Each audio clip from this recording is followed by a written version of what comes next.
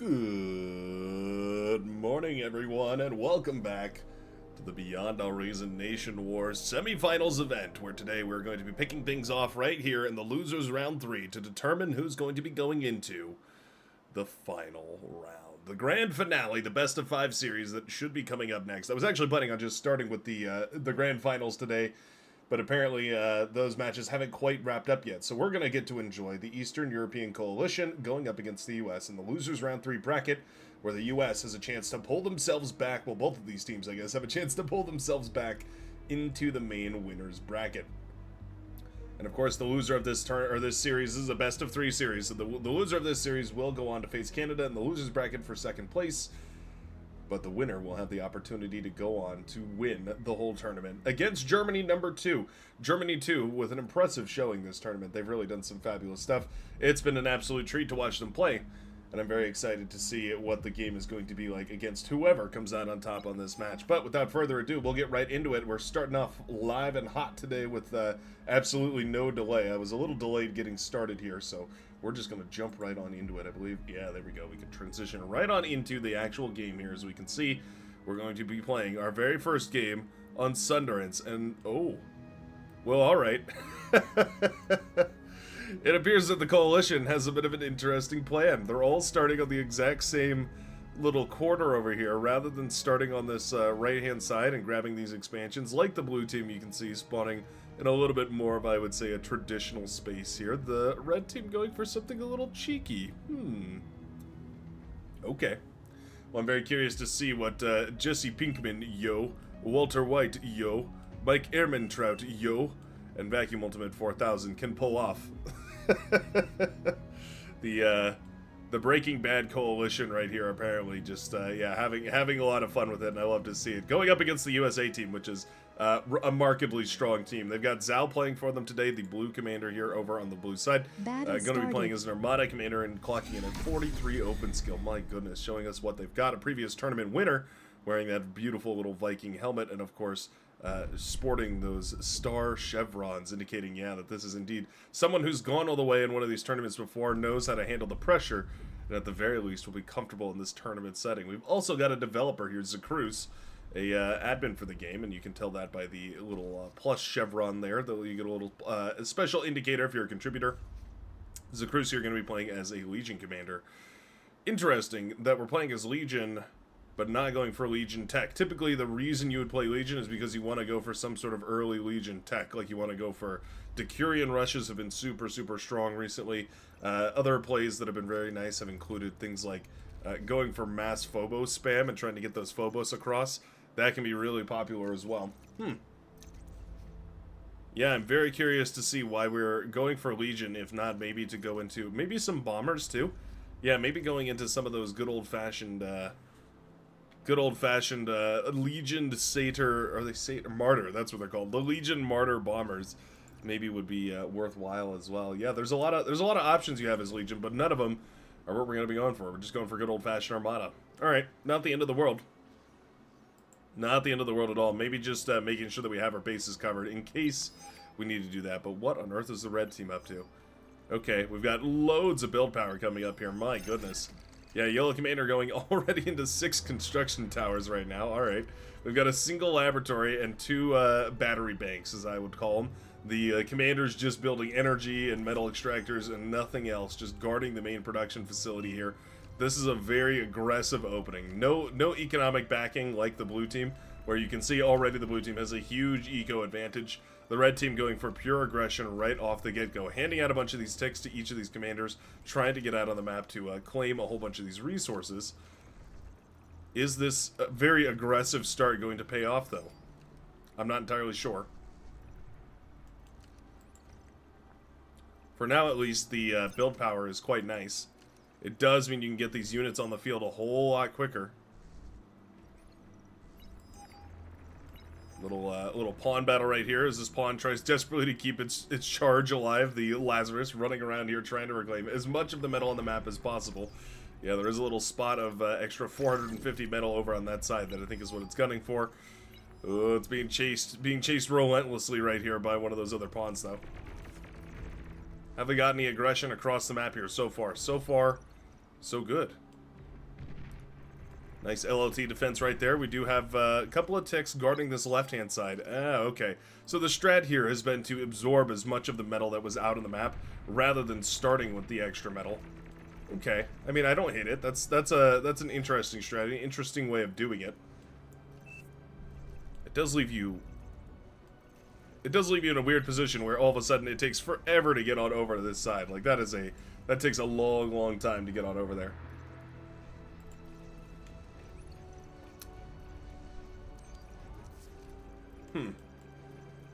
Well, it's a very aggressive opening, but we are already into T2, so I guess it pays off.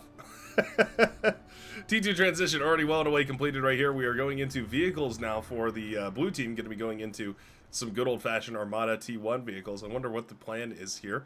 We do have a couple of these ticks, again, making their way around. They found some value here. We do have the Lazarus making its way into the back line. Oh, what a cheeky play here. The red team showing off some interesting build order here from the, from the coalition. Showing us some good stuff. Okay. Metal extractors falling left, right, and center right here, as well as some aggression comes across the map in the form of a whole bunch of these units, a whole bunch of pawns, trying to find whatever damage that they can. Yeah, gonna get some metal extractors, maybe a couple extra pawns for their trade. This is really what the story is told, though. Eating up all that metal and then getting the reclaim is phenomenal. Let me double check. Just want to make sure that we have the announcements all set up.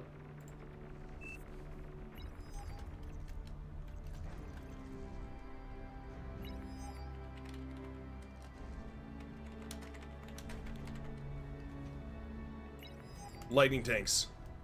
Out and across the map. This has got to be a shock right here for the blue team. All of a sudden they've got lightning tanks in their backline. What on earth are you going to do about it? What a cheeky rush right there. Yeah, the red team manages to put lightning tanks in the backline against the blue team here. All of a sudden these transports are in trouble from the little anti-air missile on the back of the Jaguar tanks. Geothermal going to be the primary target here. Ooh, okay. Not bad. That's an extra 300 energy per second going back into this this team's economy. And there it goes. Boom goes the geothermal, and wonderfully done right there. The red team manages to get some advantage using those lightning tanks. A little bit of a tick run by on the right-hand side of the left-hand side. Lightning tank, though, yeah, easily gonna clean that up. Not bad. Those Armada lightning tanks are super good at cleaning all this sort of stuff up. We have a console coming out now as well, and likely what we're going to be using to expand on all the back of all this. And these lightning tanks are going to be used to push the advantage on the front line. They can snipe the metal extractors super easily. We do have T2 up and running now, so that's what that vehicle transition was for. We have those T2 tanks up and running at this point. Now it's a matter of making sure that we, get the value we need out of these tanks. There we go. Every one of these mechs is killed is a huge value.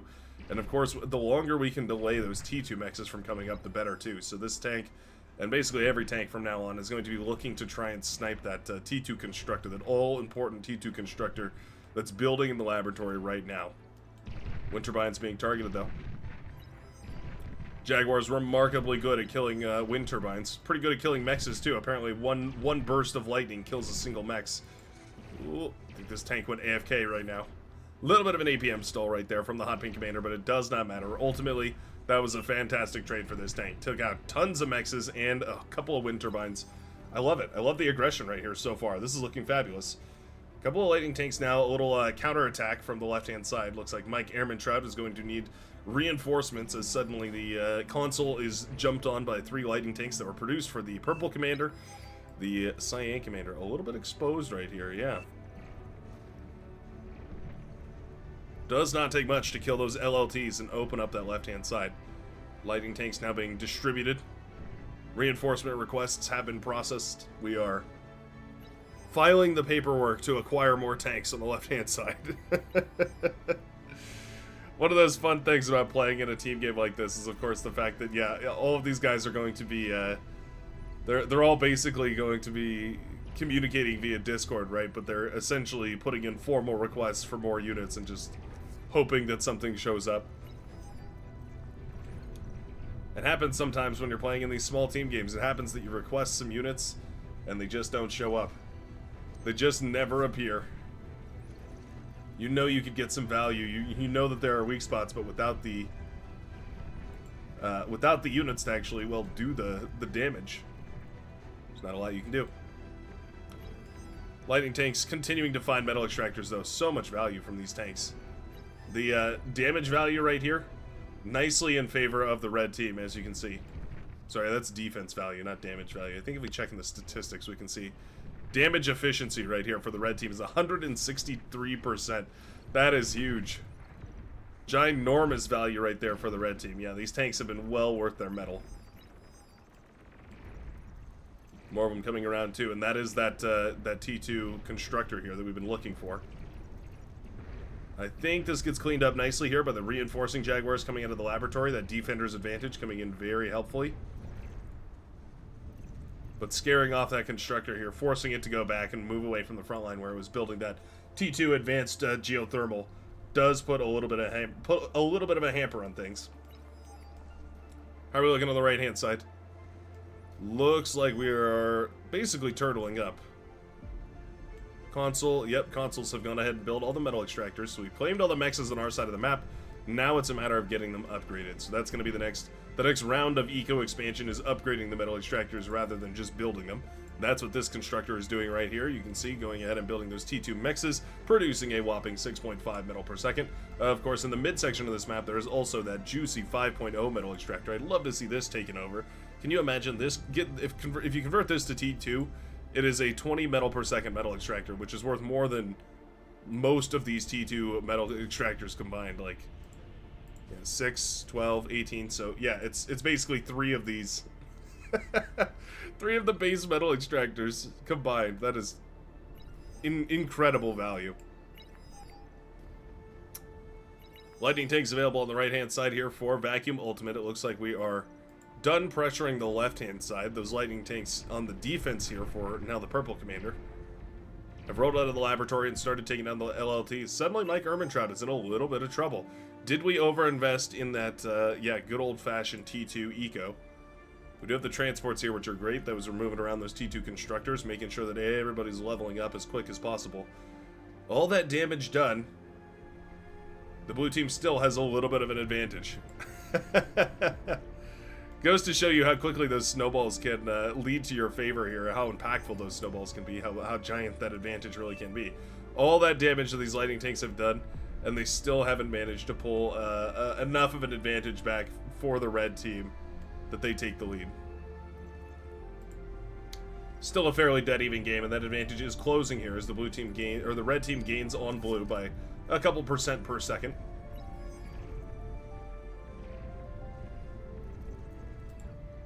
Zacruz just having a blast. Capturing metal extractors over here, just hanging out with the commander. Makes me a little bit nervous, I won't lie. Commander that far forward is definitely a risky proposition. Nicely done. We deny this geothermal once more. Where have the lightning tanks gone off to? Oh, they all died in the aggression. Oh, okay. An excellent opportunity for the counterattack then. Yeah, these tanks probably could have gotten a little bit more damage too if they just went through to the back line. We do have defensive tanks coming up and running here. This commander looks quite snipeable to me though, if I had to guess.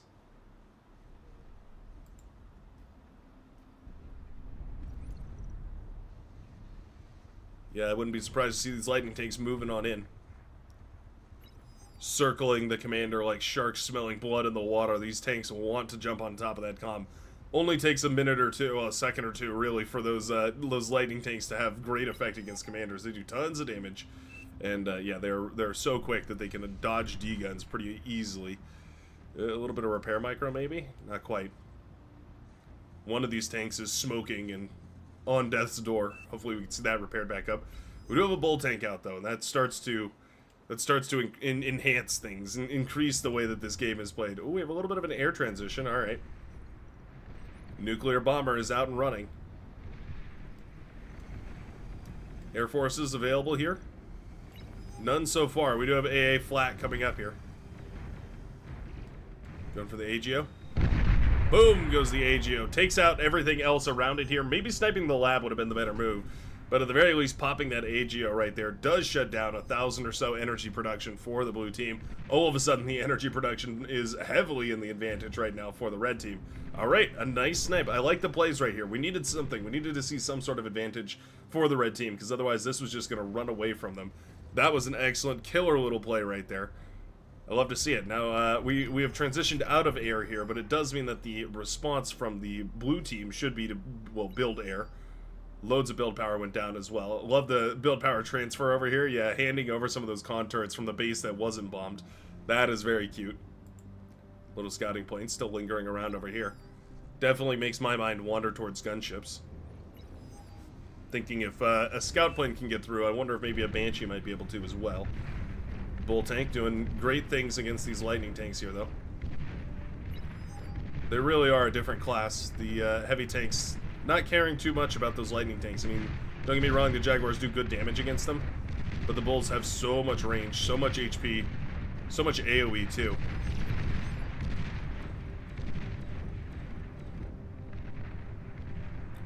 Yeah, Bulls really make Jaguar look pretty pathetic. Crushing them with ease as they drive over their corpses here. Yeah, we have one lightning tank, one Jaguar that made it into the back line, and for what it's worth, will manage to get a nice little trade here against a couple of these metal extractors. Not the end of the world, though. Oh, you know what? It just barely sneaks by that defense. Okay. This might be the end of the world, though.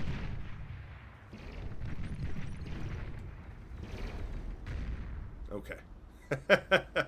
Luckily, LLTs were set up here to, yeah, keep this all safe. Feels like a very close call right there. Can we get some Mauser out in the field? I feel like a couple of those Mauser would be super useful here.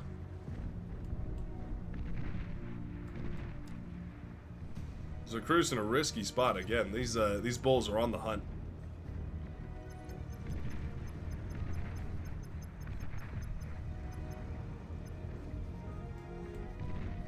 Yeah, bulls don't really care about LLTs, LHGs, no matter what it is. Any of those light towers, they just, yeah, don't really care about. Ooh, D-gun. Oh, that hurts. D-gun does connect with one of them. Cuts that firepower down by a third, but still, yeah, Zacruz is going to be hiding out over here, hoping. AoE is still pretty good. Ooh, nice D-gun. Oh, but the commander goes down. All right. Commander goes down. We still lost nearly 2,000 metal worth of tanks from the D-gun. 3,000 really if you include all three of them.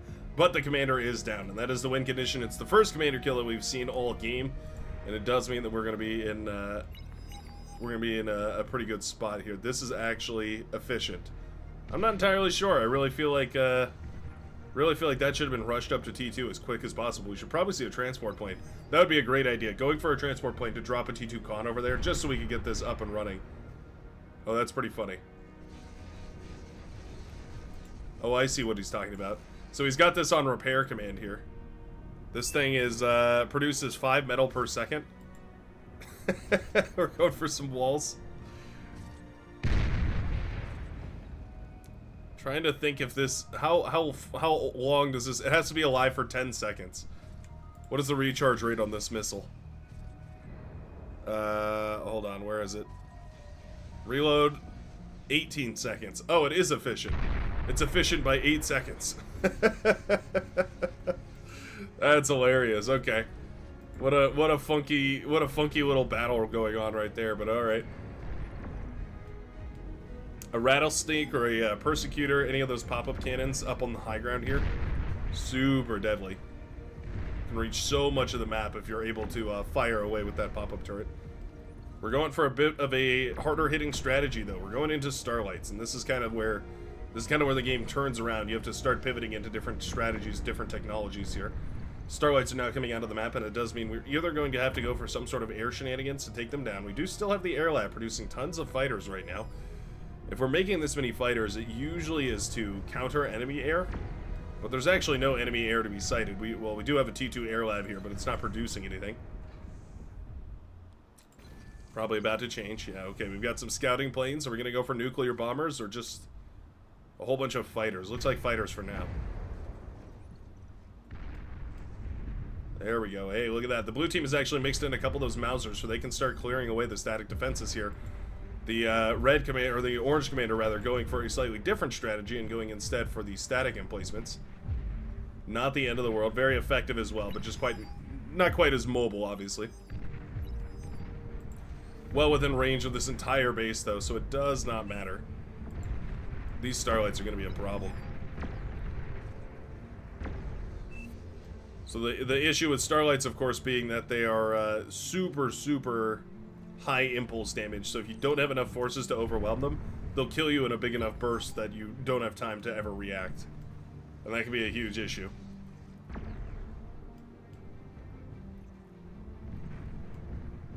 One of the best ways to overcome them is just to go for tick spam, and I think that's what we're seeing right now. Yep.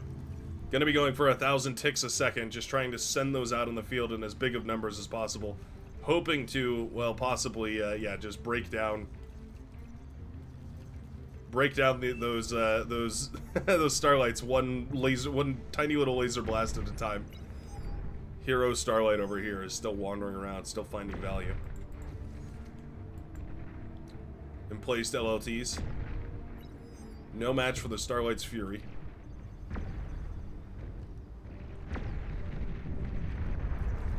Oh. Oh, there we are. Looks like we're going for a little cheeky little nuclear bomber snipes right here. That one was dropped on the Rattlesnake for the Orange Commander, which was very pesky. Excellently done right there. Yeah, using air power to shut this down because there wasn't any available.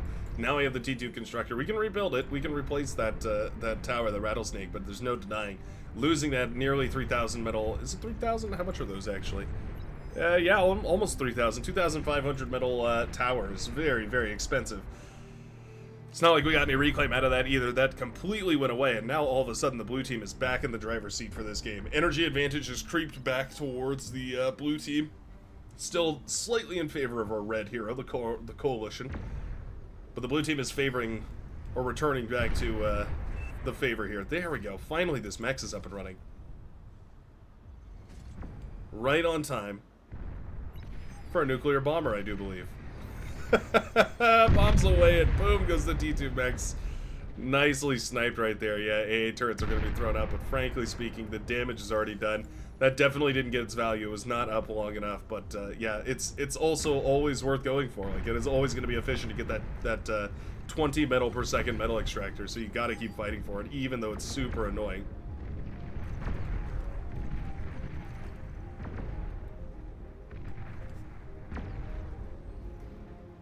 We have a big push coming through on this right-hand side of this mountain right here.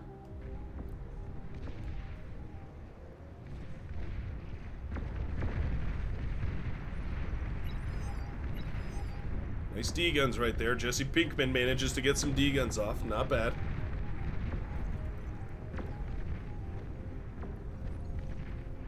Starlight's still in a killer position here, though. I mean, they're sitting behind a whole bunch of bulls, and we don't really have an answer. Yeah, the answer to Starlights, generally speaking, is Starlights, and we do have them finally rolling out here. But the wind energy investment compared to, do we have fusions? Oh no, we don't have fusions. We have advanced fusions right now. My goodness, yeah, the blue team has gone full on eco scale. We are ready for APHIS scaling here, as now all of a sudden these units in pink are without energy. They can't fire, they don't have an escort. This is such a bad situation. Red Commander hiding on the mountainside right here, waiting and lurking for the opportunity to strike. Commander Pink Commander goes down.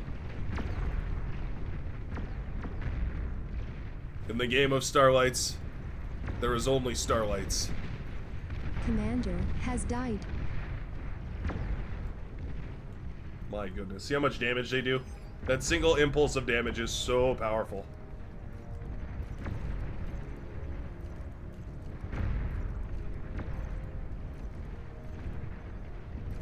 Wow.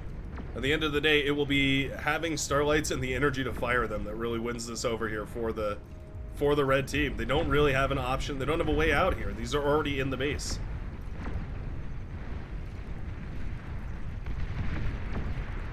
T2 Laboratory in trouble.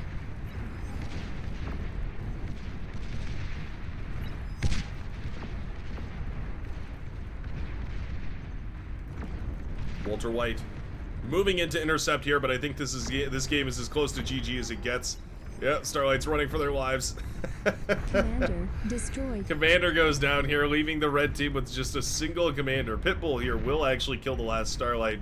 So much damage already done right here, though, from the from the blue team upon the red. The yellow base is now in shambles.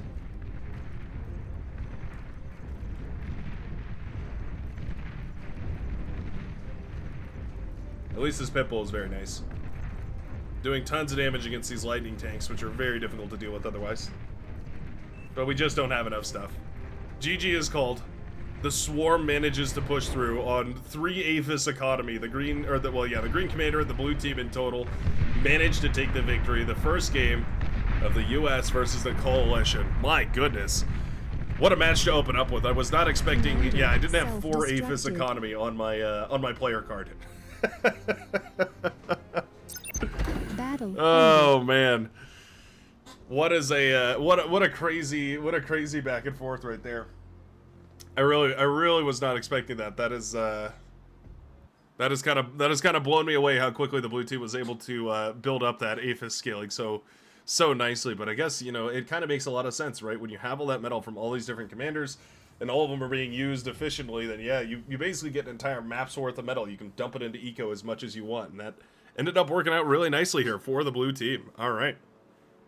GG. Let's see here. So we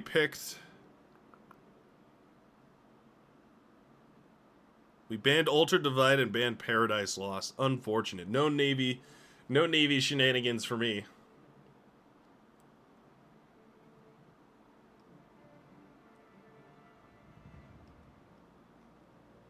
Maybe next time.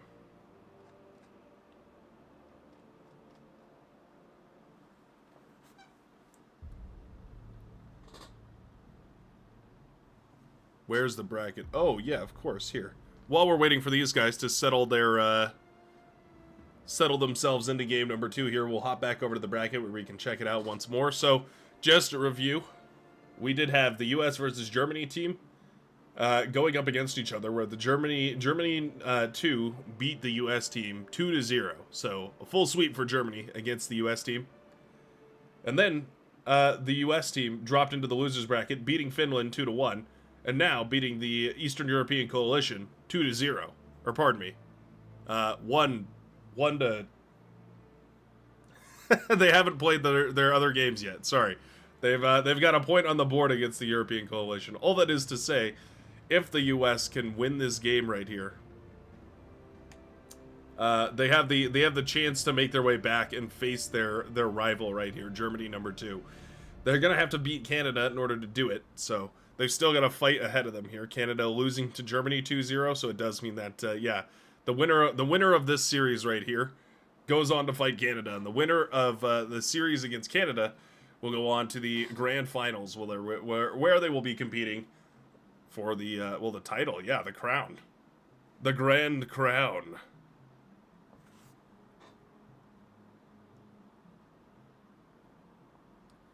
Yeah, I've been having some weird. Well, I don't know if it's me or if it's just YouTube having weird issues with stuttering. For whatever reason, things will just, like, repeat, over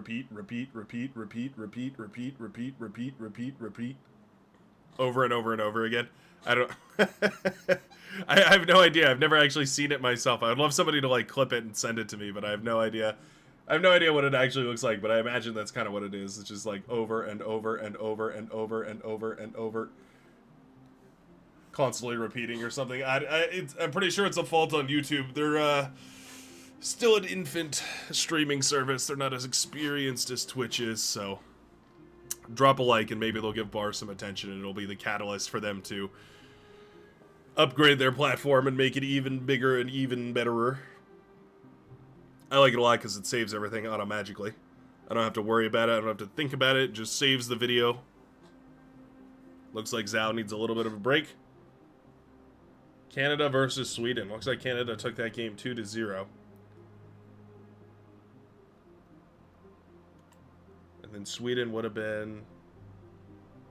Oh, that's right. Okay, so Sweden was knocked out by the coalition. That makes sense.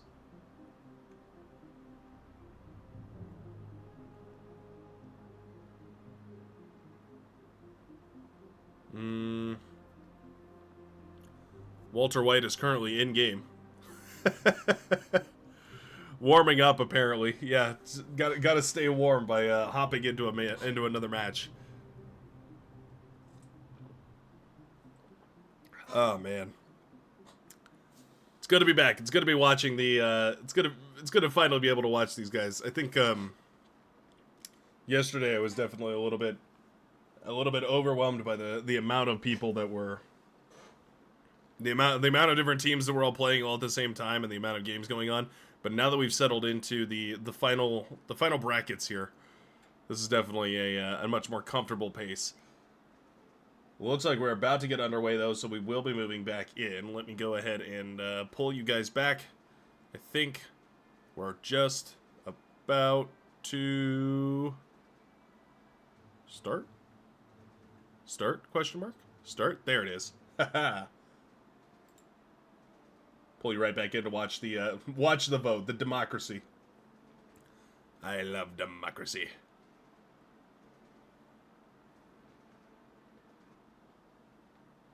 And here we are. Welcome to round number 2 of this heated showdown between these two teams. They've been at each other's throats for a while now. They've been the last game was a ferocious battle with some cheeky strategies right there. Yeah, one of the teams going for a super aggressive all-in. The coalition going for a really aggressive all-in. Every commander spawning in the same spot, and then the U.S. team going for a much more standard spread out position, going for an economic lead, and in the end, they were able to maintain it. Despite the aggression and despite the early T2 laboratory from the red from the coalition, they were able to sustain it, and they were able to make their way through and claim victory here. And I got to admit, as an American caster, I'm a little bit biased. Yeah, as a U.S. guy, you know, it's hard for me not to look at this and be like, whoop whoop. They managed to prevail, you know, sell it like an underdog story.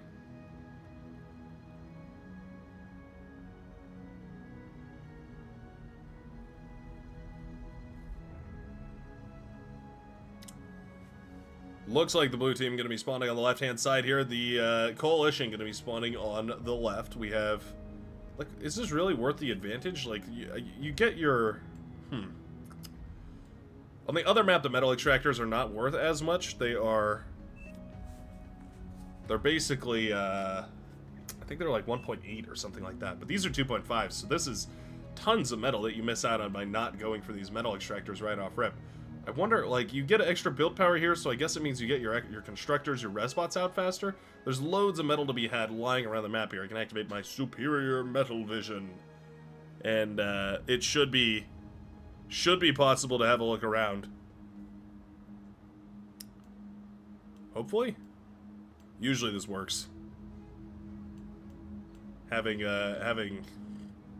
issues with my metal vision, but okay, you can see these rocks here have a bunch of metal in them. They're all very dense. Can we not? Huh. That widget must be broken right now. Anywho, we will be up and running here very shortly. I think the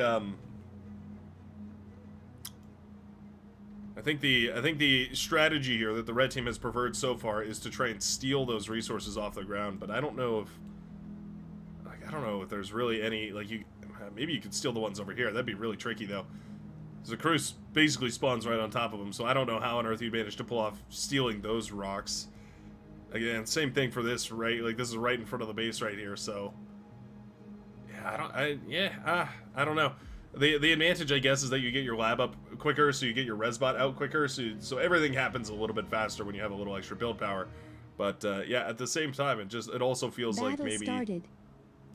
Missing out on that extra, 100 or so, couple hundred metal... early on could be, a dozen extra units, or maybe an extra resbot or something like that. It's going to be a good old-fashioned laboratory here. We're actually handing it over to Walter Whiteo, who's going to be building the thing. Or building out of the thing. We are going for, constructors, resbot, and a whole bunch of ticks. Not bad. Yes, that constructor comes out in about 5 seconds, which is not bad. Definitely not bad. We start up the build power right away. Okay, so we're really heavily prioritizing the build power, which is very interesting. Wind speed on this map is 25, so wind turbines can't actually go faster than 25. They have internal brakes to make sure it doesn't happen, because at that point it starts to get really dangerous. I'm sure we've all seen the videos of those wind turbines catastrophically failing, where they overspin and then they kind of like explode, you know what I mean? What on earth? Why is they gave me fire everywhere? That was weird.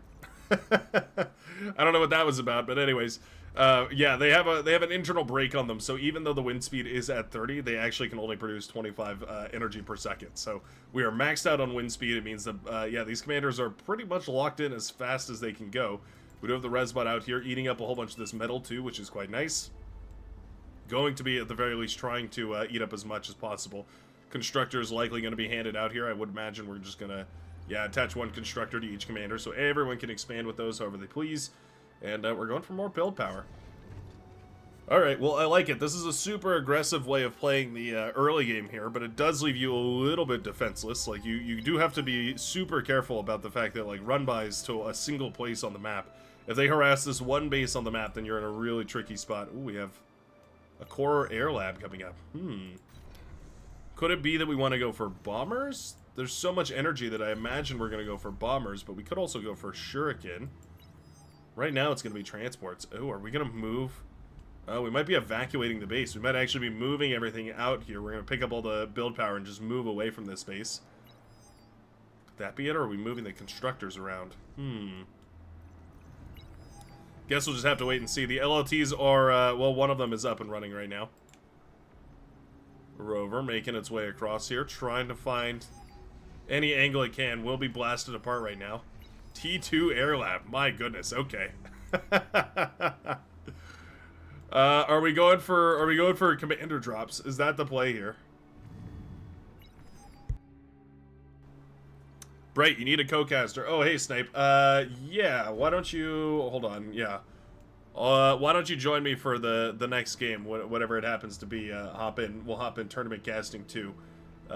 Should work out well. Yeah, you can join me after this one. Heavy transport. Ooh, I think we're gonna see it. Yep, commanders and planes. Where are we headed? Oh, we're headed all the way across, directly 100% across. We need a fighter escort. Oh, we're going T2 cons. I don't know about that. Yeah, we canceled the plan.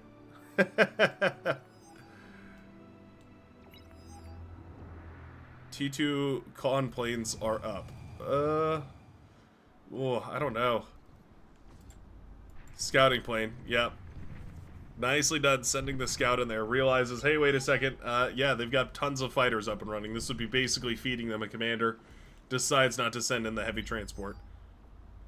Now, we can reuse this heavy transport, of course. You can drop turrets and whatnot, the Nostradamus maneuver, as it would be called. Yeah, you can drop turrets into the enemy base and, you know, try and ultimately be very pesky about that sort of a thing. But yeah, I don't know about the comm drop. I don't think it was quite quick enough that it could be justified here. T2 Mex is going to be quite nice to do the shuriken, continually paralyzing this thing over here. T2 Laboratory coming up and running as well. We need more of these T2 Mexes. I would like to see these two upgraded before the T2. Handful of pawns making their way across, though. Doesn't take much for them to be super dangerous. Oh, nice. Nice little bit of self-demicro right there. Yeah.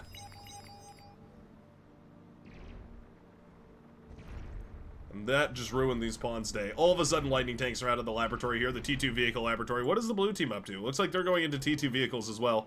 No such shenanigans or anything, just going into straight-up T2 vehicles. We have Zakruz locking down this northern side because, well, Mike Ermintrout hasn't really had any reinforcements. This has just kind of been a commander fighting on this side here against rocket bots, which, well, in case you didn't know, rocket bots do outrange commanders. They also outpace them. Means in theory you could infinitely kite against rocket bots with a commander. In practicality, though, in all reality, yeah, that never happens. You're always gonna accidentally run into a couple of those rockets and lose some health, and things are gonna go bad. And yeah, it's a bad situation. Not one that I'm sure many of us have or one rather that I'm sure many of us have been in. It's not an uncommon sight. It is an uncomfortable one though, an unfortunate one though. Look at this caterpillar. Look at this transport caterpillar right there. It's the transportazine, the limousine transport right there. Hold on, I'm gonna take a screenshot of that. That is too good.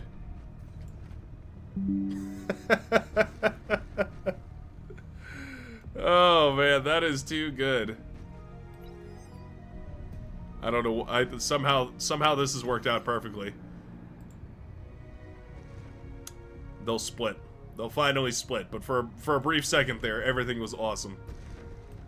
What is the winner's prize? That's a great question. I actually have no idea. I think there is a grand prize, but I don't know what it actually is. I assume you get a hat. That is like pretty standard nowadays. You get a little decorative hat for the Halloween event. They give out these little pumpkins and whatnot. You've also probably seen some of these commanders with other little decorations on. We've got lightning tanks, by the way. Speaking of games, how about the one going on right now? There's a couple of little hats that have been given out for different tournaments.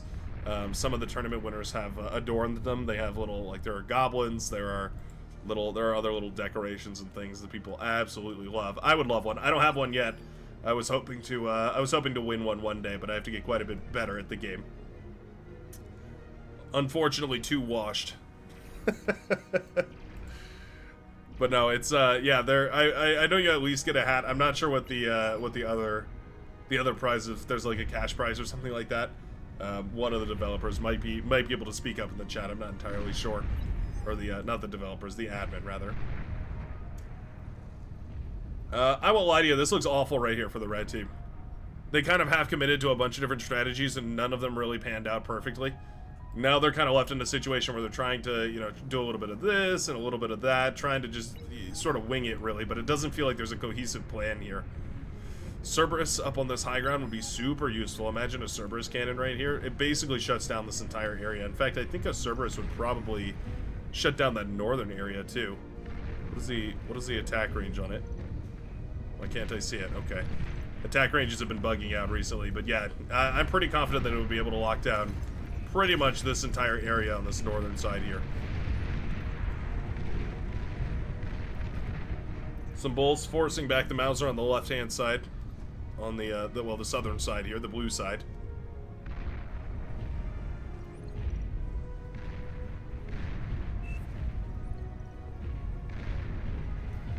Those artillery pieces zeroing in on that very, very you know, I was gonna say slow-moving tank, but the bulls are actually not super slow. They're pretty quick. They're not the quickest unit in the game, mind you, but they're decently fast.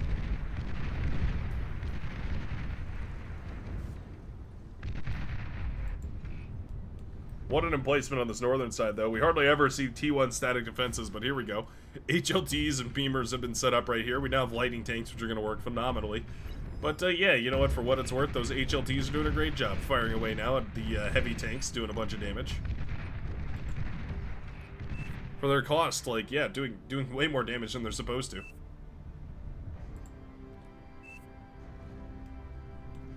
Much earlier Starlight coming out on the field. I like it. I think this is probably where the future lies. I think this is probably the winning strategy here. The earlier you can get those Starlights or any kind of siege unit out, the better things are going to be, because it snowballs really rapidly just as well. Just like the Eco, the quicker you get this out, the more damage you do early on, and then suddenly you can blast down, you know, 1 of their tanks, and then 2 of their tanks, and then 4 of their tanks. And all that reclaim, if you get it as well, helps you build even more Starlights, even more Bulls, even more Jaguars. I think once you're up to like 3 or 4 Bulls on any front line, going into Starlights there is just like a no-brainer. You just have to. Here's the nuclear bomber, though. Oh, and she's searching for targets. Flak trucks have been produced here. Rolling out of the laboratory. Oh, they see the T2 lab, though. The bomber's coming in. He wants that lab. I know he wants that lab. And bombs away on the laboratory. Excellent snipe right there with the Lich. Probably should just reclaim the lab. At this point, it's like the only target that the Lich could have gone for right there. Unfortunate. That is tons of metal down the drain. A wonderful little snipe right there. Excellent hold on this side, by the way. It looks like there was a little bit of a push. The Bulls counterattacking, though, and moving forward, trying to do a little bit of damage. They do manage to pierce the line right here, and now they're going to be firing away at a bunch of these static defenses, which, frankly, won't hold up long. Starlight was sniped right here. Yeah, blue team well, purple commander, specifically Zacruz, really aware of just how important that Starlight is and just how important it is to make sure it does not start getting value. Has to be killed immediately before it snowballs. Otherwise, things get real dire. Zacruz now in tons of trouble.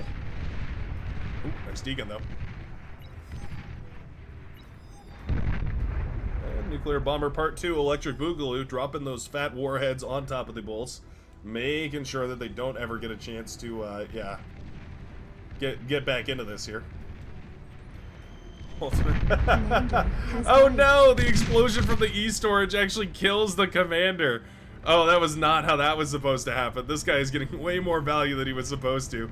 Nuclear Bomber actually targeting down whatever he can, and he's gonna get away with it too. Oh, that burns.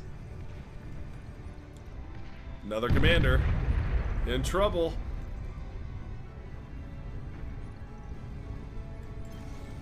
Ooh, are we gonna get it? 1% HP remaining on the Lich. He's got 54 HP on the Lich. And it does manage to escape. Oh no. So much, excuse me, so much value for those nuclear bombers. I can't believe it. Managing to snipe the laboratory and then sniping a commander just on its own. So for reference here, normally one of those nuclear bombers takes 2 hits in order to kill a commander. But because this comm was sitting right next to an E-storage, it actually blew up on the other side of the commander, so it got a little bit of flanking damage and did a ton of damage to the commander.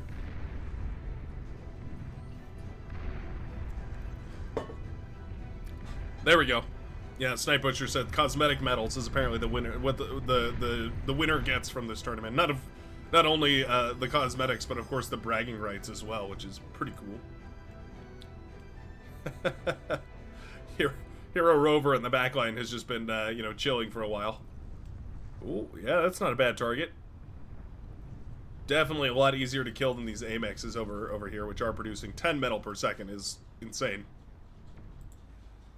We're at the point where we could start even going into like T3 production if we really wanted to. It'd be a huge gamba, but maybe it would work out. Somebody has noticed.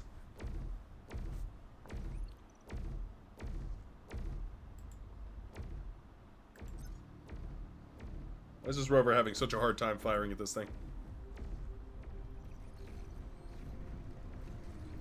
Will anybody respond? We do have some heroes headed over. Hey, Cerberus Cannon is firing away now. Wow, look at that range. It's way bigger than I thought it was. Oh my goodness. Yeah, that's massive. All of a sudden, all the static defense is moot. No reason for any of it. The Cerberus will melt all of it apart.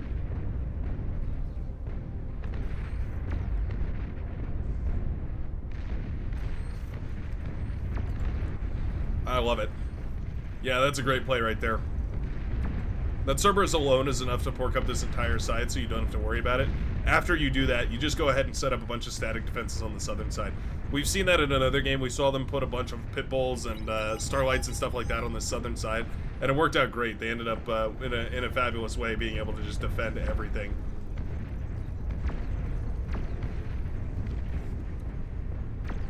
Now the Starlight have the open space, so they can start their concave. We have T2 Constructor moving out, building these Amexes as well.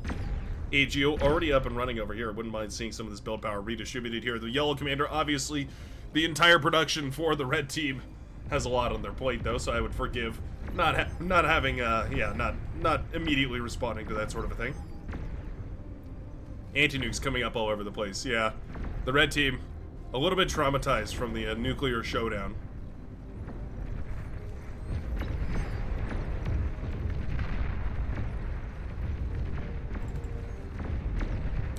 Starlight's moving forward, one tiny blast at a time.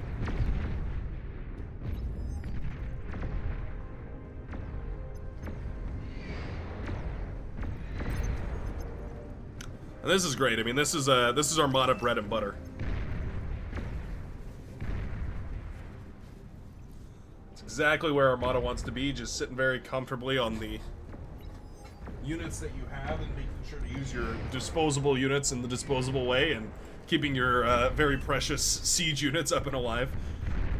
Yeah, it makes a lot of sense right here. We do have the Starlights pulling back right now, and I like that a lot. The Jaguar lightning tanks were destroyed, so they are, you know, no longer around, so we need to make sure that these are covered properly. We do have so many of them, though. At this point, we are up to 9 Starlights. Jeez. That's enough to pretty much one-shot anything, even most T3.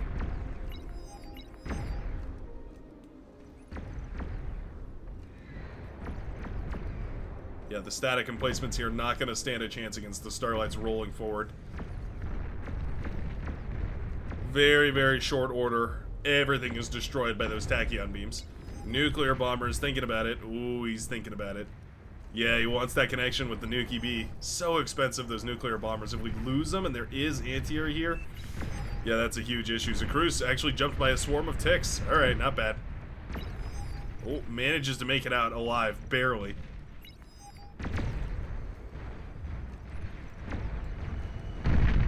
Bombs away. Yeah, I mean, kills those Starlights, you know, metal for metal, definitely worth it.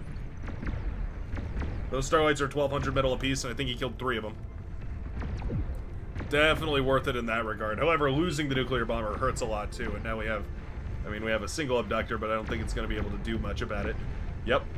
Here it is. It really is. Just whoever can get a Starlight out first and put it on the field and do more damage with it initially, you end up spiraling super, super quickly. Now, granted, that first Starlight was nicely sniped right there by the purple comp. Zakrus managed to, yeah, shut it down very, very effectively, but it goes to show that, you know, the follow-up ones, the subsequent ones, were just as important, and they ended up making a huge turn for this game. All of a sudden, it's like we haven't seen anything on the southern side. We have, we have sharpshooters pushing forward here. We need the welders to march forward as well, just to absorb some of those shots. Catapult in mid, firing away right here. That is a bad sight to see. An uncomfortable moment right here for the blue team. Suddenly they're being barraged by these very expensive, nearly 5,000 metal T3 units, launching away those rockets into the backline. Look at this too, reclaiming with the con turrets. I love that. Rattlesnake here, super annoying. Very, very annoying to deal with. Sharpshooters can't, they don't really feel like they can march forward. They have to. We have to start trading these sharpshooters out for the static defenses on this southern side. But what on earth are we gonna do? Like, they're not disposable. We can't just get rid of them. They were the only batch produced out of this laboratory.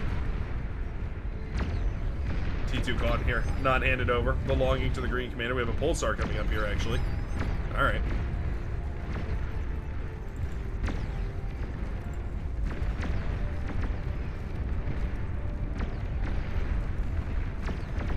Starlight's trying to defend against the onslaught of Shiva, but Shiva are so good.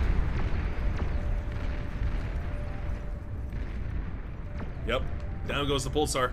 Juno missile connects as well. That's pretty funny. Feels like salt on top of the, or like icing on top of the cake, not salt on top of the cake. That'd be strange. Boom goes the AGO though, that the laboratory was nestled very nicely up against. And what a massive advantage for Mike Trout, who was on this northern side here. Bombs away once more. Starlights do fall. But the flak turret, ooh, will manage to kill it. Just with the very last shot, manages to shoot down that nuclear bomber. Nicely done. So important to include those flag trucks, and very nicely done that we did manage to do that. Looks like the APHIS will not come up either. So now the Shiva are assaulting this base, and what answer do we have? It's not going to be nuclear bombers. We've already seen those fail 3 or 4 times. Blue Commander trying desperately to push forward here. Starlight is coming up, and that could be the difference maker right now.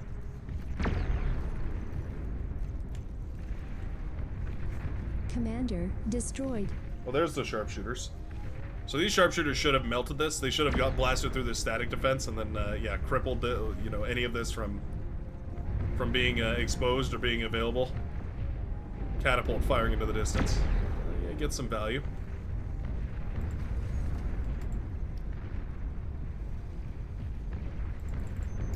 Sharpshooters on hold fire. Uh-oh. Oh, no. We're on hold fire. There we go. They're set to fire at will finally, so they will start slugging away at a lot of these defenses here, but it does not matter. Yeah, at the end of the day, it really doesn't matter. Sharpshooters or not, the Shiva are in the main base. They're blowing apart all of the wind turbines. Everything is falling here. The purple base is under siege as well. A single Shiva having a field day, tearing apart these static defenses. Mike Trout feeling like a king right now as he commands these T3 monsters forward towards the base. We need to go for the throat, though. Yeah, the Shivas shouldn't just be standing around. We need to see them continue their march. Zhao in a whole bunch of trouble here. 1 of 2 remaining commanders for the blue team. Commander has died. And I think they've done it. I think the coalition has managed to crack the U.S.'s defenses.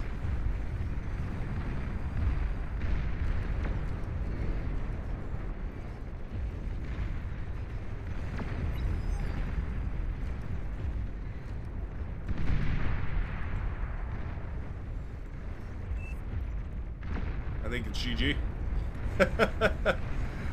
I think it's well and away GG. Shiva redirected down towards the southern side here. We do have Jesse Pinkman, yo.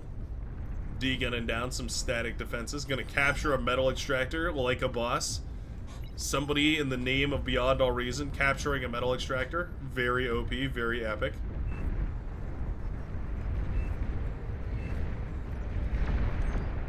There it is. Commander destroyed. GG is called, and the coalition manages to bring their way back. Well, I'll be. Ladies and gentlemen, that puts a point on the board each for both of these two commanders. Ended. And now it means that as we move into Game 3, it really does all come down to this. What a phenomenal showing right there. Yeah, it really all comes down to the last game here between the coalition and the U.S. team. If the U.S. wants to break back into this bracket, and if the coalition wants to save themselves and get a chance at Canada's throat, they're going to have to fight their hearts out here. Look at these graphs. Oh, yeah. The scaling was just on point here for the yellow commander. Do we have any kind of, like, APHIS scaling or anything? Doesn't look like it. Nope. Just one of those T3s. I think this Cerberus made a huge impact, cracking all the defenses over here, shutting down the last of it. Starlights were huge, of course, as well. They broke that defensive very nicely. But yeah, after this, it became very it became a cutthroat battle there. Let me see if Snipe would like to join in here. Give me just a moment. I think.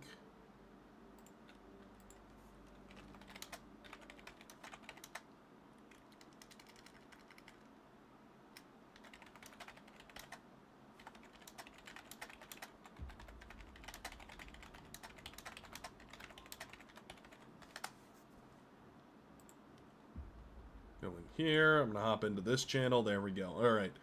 Hopefully, in a minute or two, we should have a co-caster joining me, so you don't have to suffer the supple sounds of the Brightworks voice, soothing you as we watch this Beyond All Reason adventure.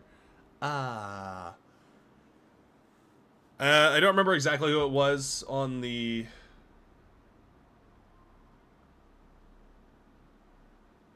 Oh, no Axis, huh?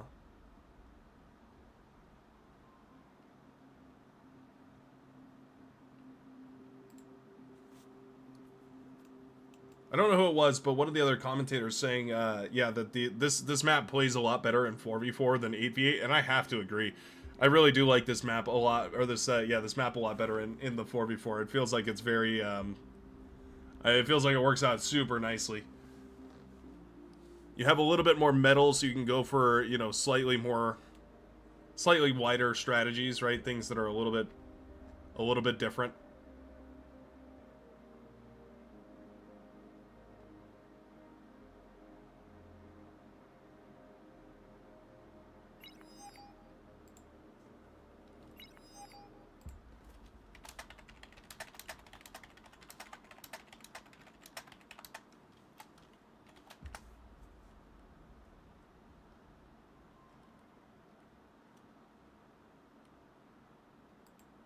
Trying to figure this out. The system for getting people in here involves moving a lot of people around.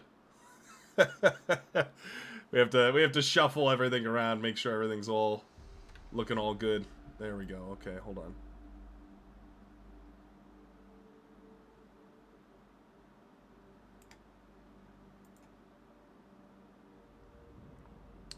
Move to, there we are. Hello there. Can you hear me, sir? Hopefully. Oh.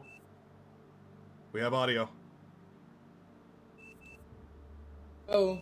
Oh, there we are. Mission control, mission control. Do you come in? Yes, yes.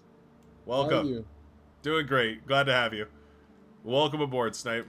Would you like to introduce yourself? You're one of our tournament organizers for today, correct? Yeah, I am. Awesome. Well, let's introduce myself. Uh, Battle I'm not started. such a good player in bar. Neither have experience, but it's definitely it's definitely real nice being right here with the Nation Wars people. I think it was a very nice tournament, and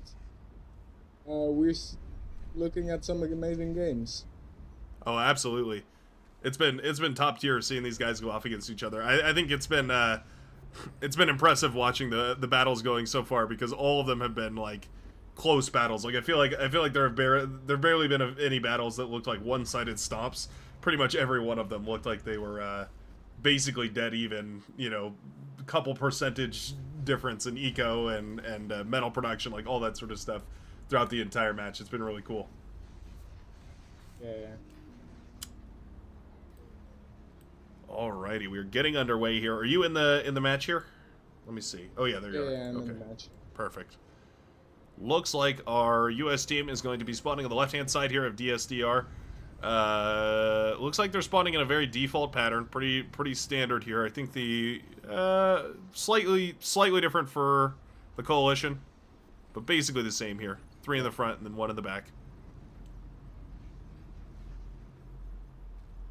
I would agree. I think this is a map, quite a big map, and they're like quite some aggression already from both teams, basically trying to catch their opponents off guard, try to harass with rovers and rascals. I'm not sure. Yeah, the Cortex Rascals. Cortex Rovers. Yeah, they're already off to a ripping start. I love that. The aggression is already high. The scouting is super important on this one because you never know exactly what they're going to be going for, but you could already the coalition has busted out a couple of cheeky strategies where they've all spawned together to rush out some T2, do like really, strange super advanced rushes. Now instead going for a much more default strategy. I'm sure the U.S. team is looking around and seeing that and thinking, "Oh, thank goodness. Okay, we're in for a much more standard macro game." Nice little bit of damage though. A couple of rovers have managed to sneak through. Looks like one of them for Jesse Pinkman Yo has managed to break the line and is now pushing forward. We're gonna kill the. Oh, it kills the solar panel too. All right, not bad. Yeah, the whole base of the Purple Commander in trouble too.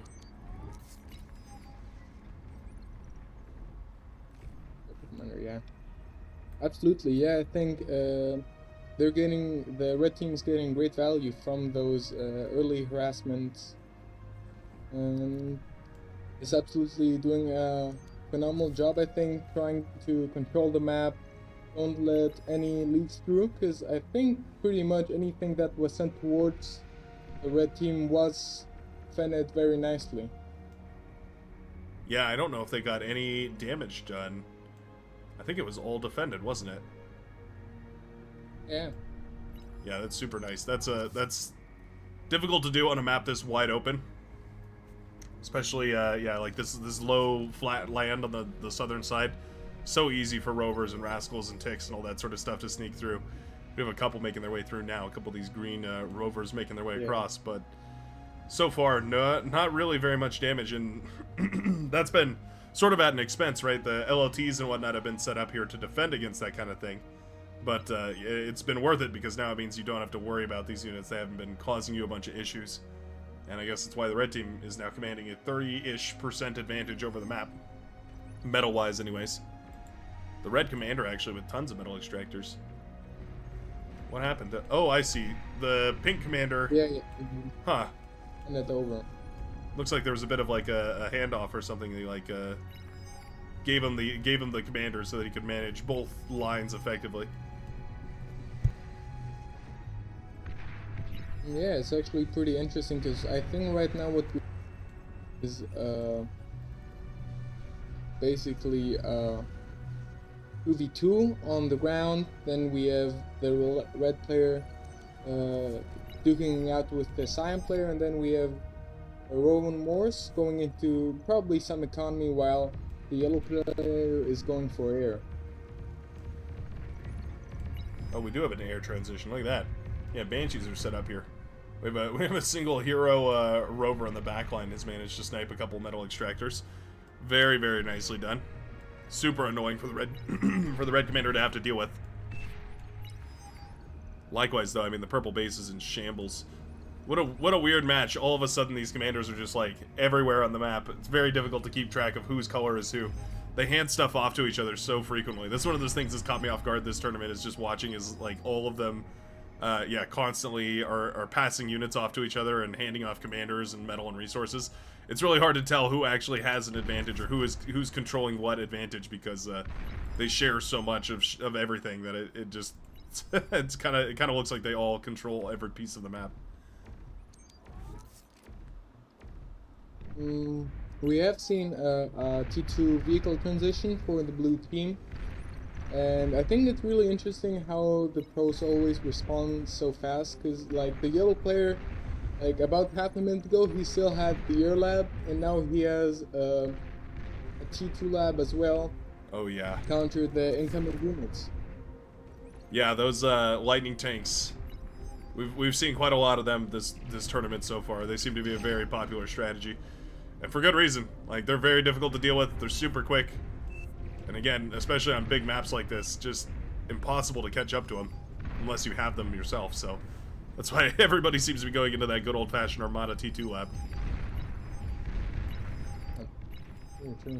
Banshees to snipe the metal extractors here for the Cyan commander. That's precious. Little bit of a strange strategy, but I'll take it.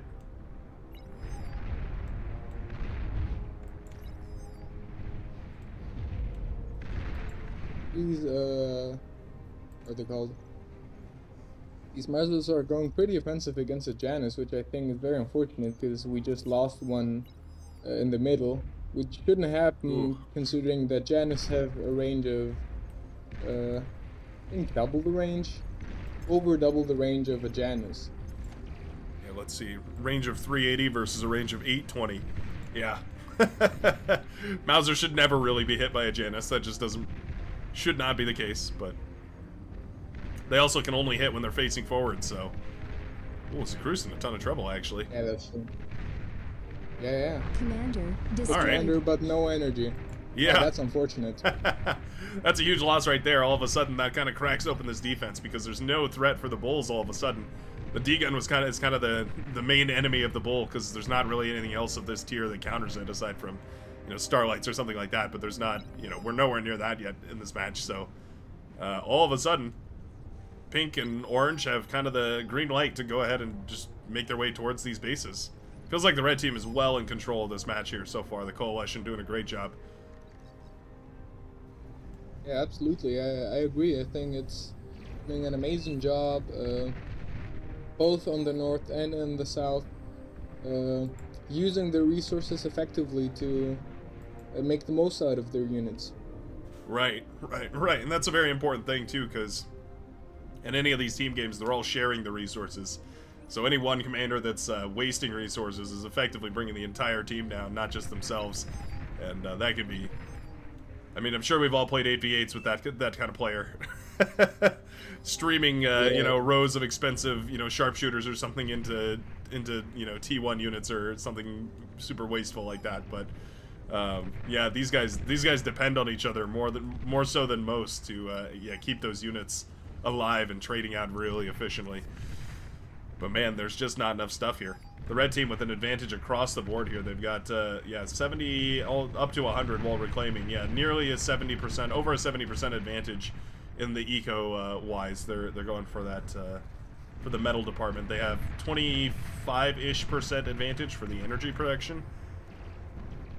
Across every measure, they're doing phenomenally here. Yeah.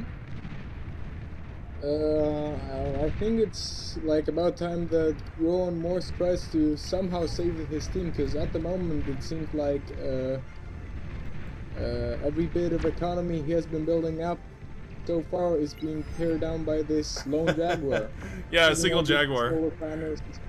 Oh man, he's gonna self-destruct it too. Oh no.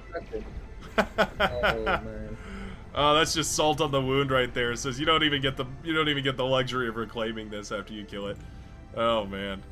All right, yeah, that is brutal because all this eco. I mean, it's only T1, but it was still super useful. You need that energy production so badly. Now we finally have T2 Mexas coming up and running, but it seems like it's a little too late. Like just not enough stuff here for the blue team. They've lost so much space on the map. We have open metal extractors on that starting position on the front line here. We have dead metal extractors that are just barely being replaced, but not up to T2 yet for JTL on the northern side. Two commanders walking around. And also right now. Go ahead, sorry. Yeah, no problem. The red team just got their advanced not APHIS, AGO up, which means they are in a huge advantage energy-wise. Oh yeah. They have more. I think they have more than double. They have triple the economy. Yeah. I don't know. Gosh. I'm not good with the numbers. Yeah, it's I've got my overlay here. It's four. They have nearly 4,000 energy production, where the blue team has just about 1.3. So they are over 3 times. You're right, over 3 times the metal production or the energy production here of the other team is wild. Whether it doesn't even matter, like whether you convert that energy or whether you just use it to produce units, it's going to be a gigantic advantage. The blue commander making a valiant last stand. Starlight falls. Yeah, I think this much, not wanting to like anything too early, but with how the numbers look, this match is pretty much lost, I think, Yeah. with the blue team. I think the blue team agrees with you. GG is called. Commander Wow. destroyed. All right, what a Commander decisive game. Wrapped up self-destructed. all in under 11 minutes right here. The Battle coalition ended. manages to take the victory. And I do believe that does mean that they will be moving on to face Canada. They'll be going up a bracket, trying to fight desperately for their spot back into the winners bracket here. Trying to play for that also precious victory. You mentioned there was a cosmetic that they were going to be earning today. That was one of the prizes that they were going to be winning from the tournament. Could you elaborate on that a little? The cosmetic which they will be getting, and I think every year we're getting, is like a medal. It's not a hat, but it's a medal around the commander's neck. Oh, gotcha. A gold medal for the first team, a silver medal for the second, and a bronze for the third team. So even if you rank third, you do get something. But of course, the ultimate right to brag about the country being the greatest our team in the world goes to the there you go. the winners of the tournament. That's funny. TM Walter White bragging in the chat here, screaming in all caps, "We got the medal now! Ah, ha, ha, ha, ha, ha. Easy." Says the poop one, but still, because I guess it'll be the bronze. Oh, that's great. Well, that's awesome. Yeah, I mean, I don't know. I love that because you get to take those medals out with you and brag on the town, you know, go into some 8v8 games and show off. Yeah, that's well worth it. You know, taking those medals out on the town. Let's see here. Are they going to be... I'm guessing the challenge will be updated very shortly here. Yeah. Looks like they're saying your volume is a little low. Let me turn you up real quick. There we go. All right. Alrighty. Well, I guess that means we better find this Canadian team. Canada versus Eastern Europe. Looks like they've already got a lobby set up. I appreciate it. I appreciate the speed.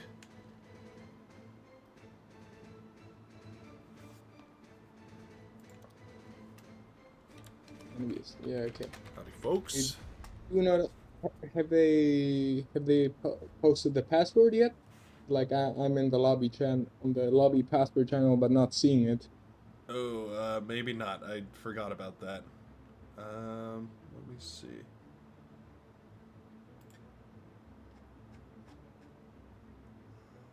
Not yet, probably.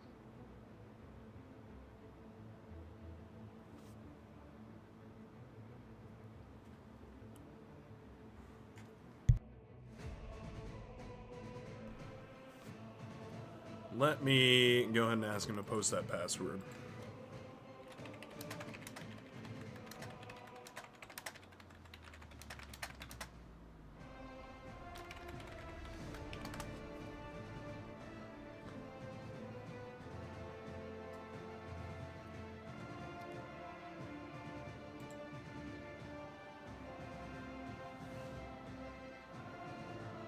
I think they gave me fire.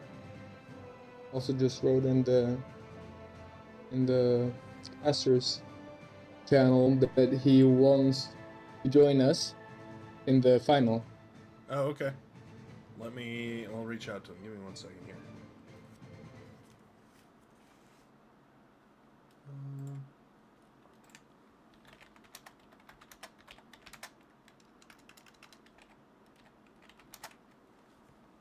Alrighty, yeah, they should be posting that password shortly here. Hopefully, we can get our teams started nice and early, because it is is this a losers round 4, a best of 5, or is it just a grand finals? It's a best of 5. Do you know? What do you mean? This next game for Canada, it'll be Canada versus the Coalition. Oh, he put it in this chat. All right, well. I am broadcasting that live, so everybody knows now. But Asia Wars loser round 4, Canada versus Coalition. All right, I put that password in the in the chat so that they can hop on in. Yeah, let me see if we can get not Shadow, they gave me fire in here.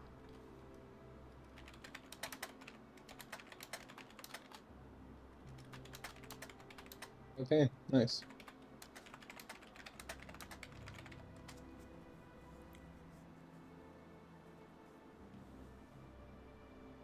Alrighty.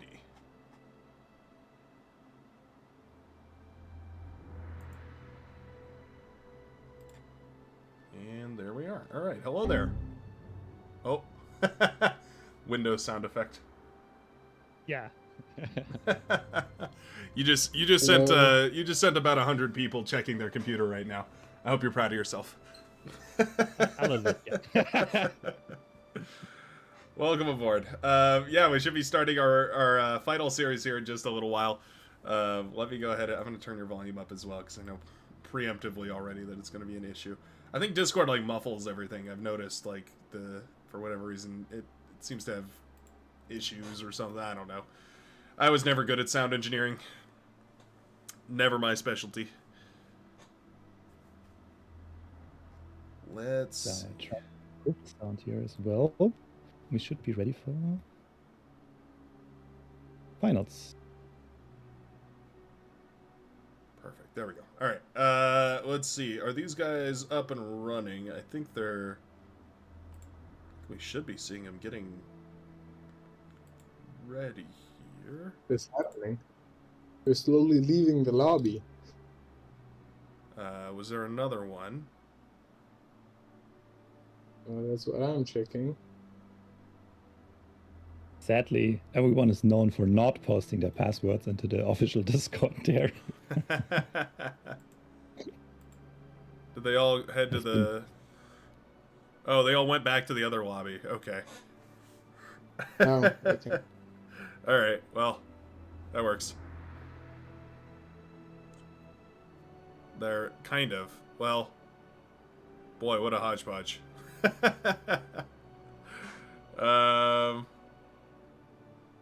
We've got half the Canadian team, half of the Coalition, and half of the U.S. team.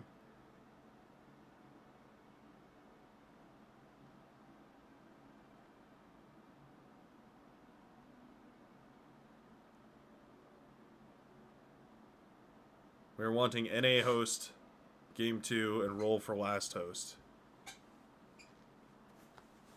Oh, I see.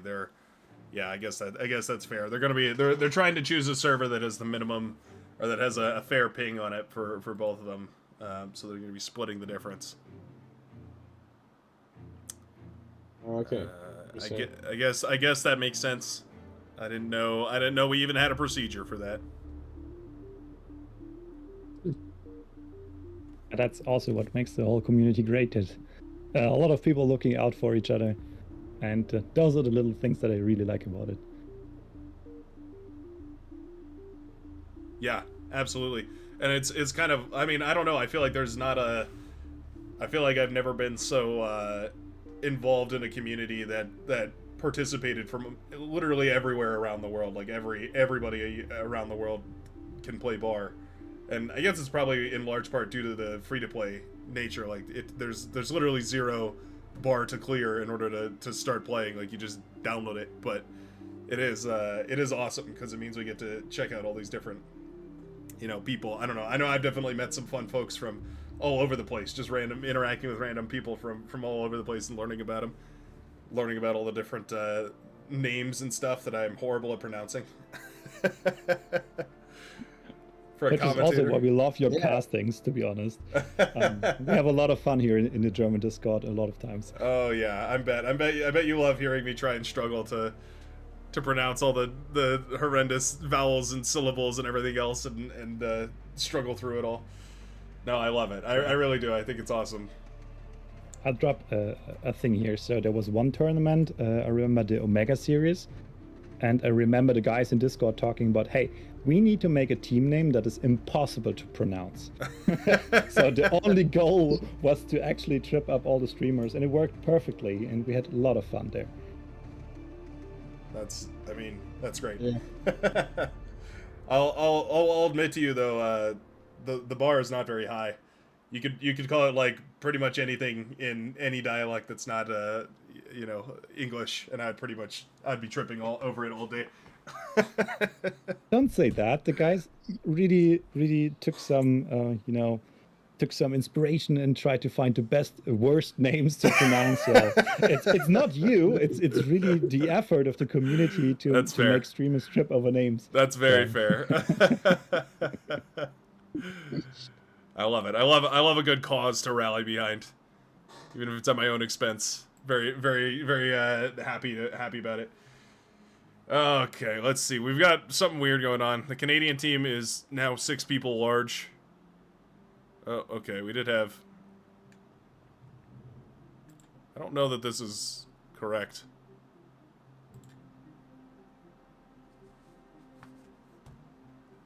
It could be that a few players came online once they noticed, hey, we're in the second tier finals here. Now everybody wants to play. Yeah, they're all. Oh, okay. Yeah, they all woke up, I guess. Yeah. I know it's a lot of times this way for the German teams, so they have replacements in place and they're ready for it. But sometimes they're like, yeah, if we're just playing middle league something semi-final, not everybody will be there. But once you hit the final, there's suddenly a queue. Yeah.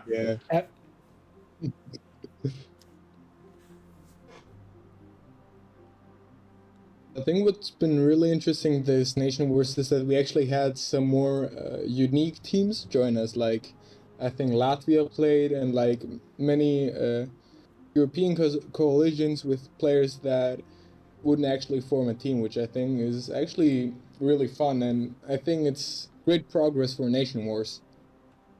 Let me ask you that. What was your favorite underdog this Nation Wars? Well, this is I'm gonna be biased in this question because I was playing as well in the first round, and we got absolutely our ass kicked. So, in theory, the absolute underdog was my team, but like, Gotcha. I think probably the Latvian team, but even they managed to get a win. It might have been, I think. The French team didn't actually want to play the battle, but a win is a win in their opinion. So we were celebrating while we thinking to ourselves how we didn't embarrass ourselves in front of Brightworks. Don't worry, I'll find the replay for you. Don't worry. Sure, it's out there somewhere. I think the most valuable team this Nation Wars for me was Greece, because I think they didn't score a single win, but they still showed up, and that is huge. I think playing a tourney, even though you're losing every game, that's really respectful, and I love the sportsmanship in that. So for me, it was Greece this year. Yeah, I think also, even if you don't really win every game, it's just so fun. Like, when you're like with your teammates from your nation, and you just think to yourself, we were saying that Brightworks watched all the games where we didn't absolutely mess up because we were doing calm bombs and stuff.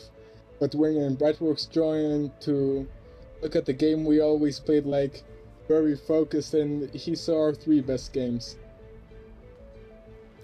I don't know. I feel like all the games I watched were really good, though. I mean, maybe I'm biased. Maybe I'm pretty biased, but I feel like every time I clicked on a game, like I said earlier, apparently there were some bad games, and I just missed them all. So I don't know if we've got a radar for it or what. But every game I watched was like a banger. I think it was the last game of yesterday. Was, if I remember it correctly, it was like there was one game that was like a 40-minute long brawl that went all the way to like T3 and everything. It was nuts, and I just remember like, wow, that was a crazy game. So close between the two teams that it gets to the point where it's like actual titans and juggernauts and like T3 start rolling out of the lab, like proper T3 start rolling out of the lab. It's like, whoa. I don't know, that kind of close back and forth game really is my bread and butter. I love that kind of thing. It gets tiring sometimes. So there was this, I think, Oh, yeah. Germany 2 against US 1 or something on Paradise Lost, the C map. And it has like a 69-minute runtime, and it was decided by LRPCs and I think a Starfall. Oh my gosh. It was so hard. It was so hard to watch because there was no progress on both sides. Everybody eking up, trying to get somewhere. But every time they had a breakthrough, it was shut down, and then there was a counter breakthrough. And it was just this back and forth, and it was really tiring at some point. And I think both teams needed to rest for at least an hour after that. So it's really intense. Yeah, I remember hearing about that. I think Neb or Shadow or something mentioned that game in particular was super tiring, which is like totally makes sense. Like when you're spending that much APM all the time, it costs a lot to keep your head in the game, constantly making decisions all over the place. And that's why everybody is telling us it's not an esport, because we're playing games. It's really tiring, even for the players, because they have to make so many decisions and then stay on top of everything. You have to see the enemy, you have to radar the enemy, you have to Juno the fuck out of them, and then also attack at the same time and try to make good trades. So it's really a toll you take there. Yeah, they care a lot about they have to care a lot about the weight of where the units are going to be placed, because it's so easy for all of a sudden, because a lot of these teams are going for this production where they have one laboratory spitting out units. It's very easy for all of a sudden it to look like there's nothing on a front line, and then all of a sudden 5 bulls show up or something, and then it's like, oh, okay, well now that front line is dead, gotta react. But reacting means telling my commander that's in charge, or telling my teammate who's in charge of producing things to send me units. And so there's communication breakdowns here too, which is really hilarious to me, because I don't know, that just means there's another layer to it where it's requesting reinforcements, and it's okay, building them now, and then you have to send them over, and then transfer the units, and it's pretty exciting. I would love to see somebody try and play have basically 2 of these teams try and play 8v8s against each other. So have a 2v2 tournament, but it's 2 teams of 4 versus 2 other teams of 4, basically. And then just see what they can do on 8v8 maps, because imagine playing at this level, but with that many players would be insane. So now we're hopping into the first of 3, if I'm not mistaken. The Canadians against the Eastern European coalition here, and I'm so ready for that game today. They played both very well. I love to see the Canadians. Almost sad that they didn't make it into the finals, but I'm biased. I'm happy the Germans did it there. So Go Canadians! Show them what you got. They can still get to the finals, I think. Yeah, if they I'm win not this sure, match, though. I believe, Yeah, right? they can still get to the finals. Yeah, exactly. Yeah, So we might still see the Canadians in the finals. this is their chance, their big break to make it back in, but certainly means the pressure is high. This match, you could say this match has more riding on it than anything else because this is the match to not be in third place. This is also the match for a Europe versus Europe or a Europe versus, let's call it the Americas. So I'm kind of biased that the Canadians win, so Germany's already European winner there. Oh So yeah, I that's see what kind you're of my saying. hope here.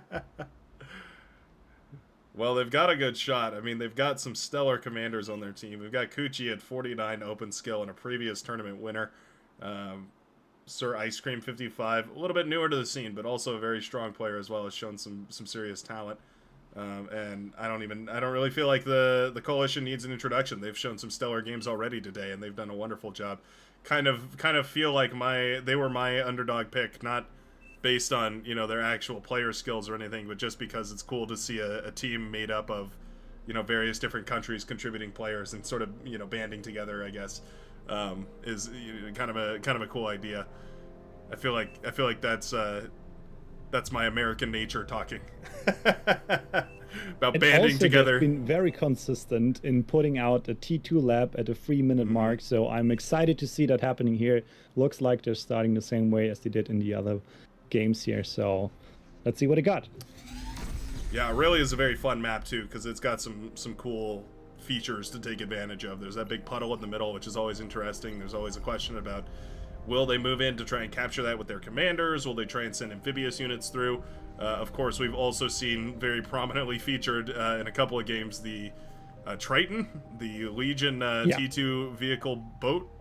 And I wouldn't be surprised if that's what we're going for here, as we already have a Legion vehicle bay plopped down right there by Jesse Pinkman-Yo, the pink commander here, and it looks like we will not actually be going for that for the blue team, going for a vehicle bay all the way in the backline from Chronopolis.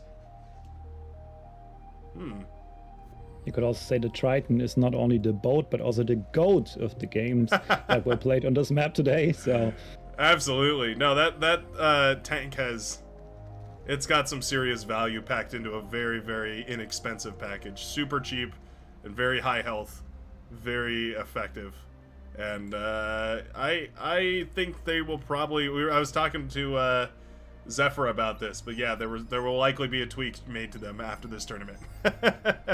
Based on the showing that they've given and kind of how effective they've been for their cost anyways.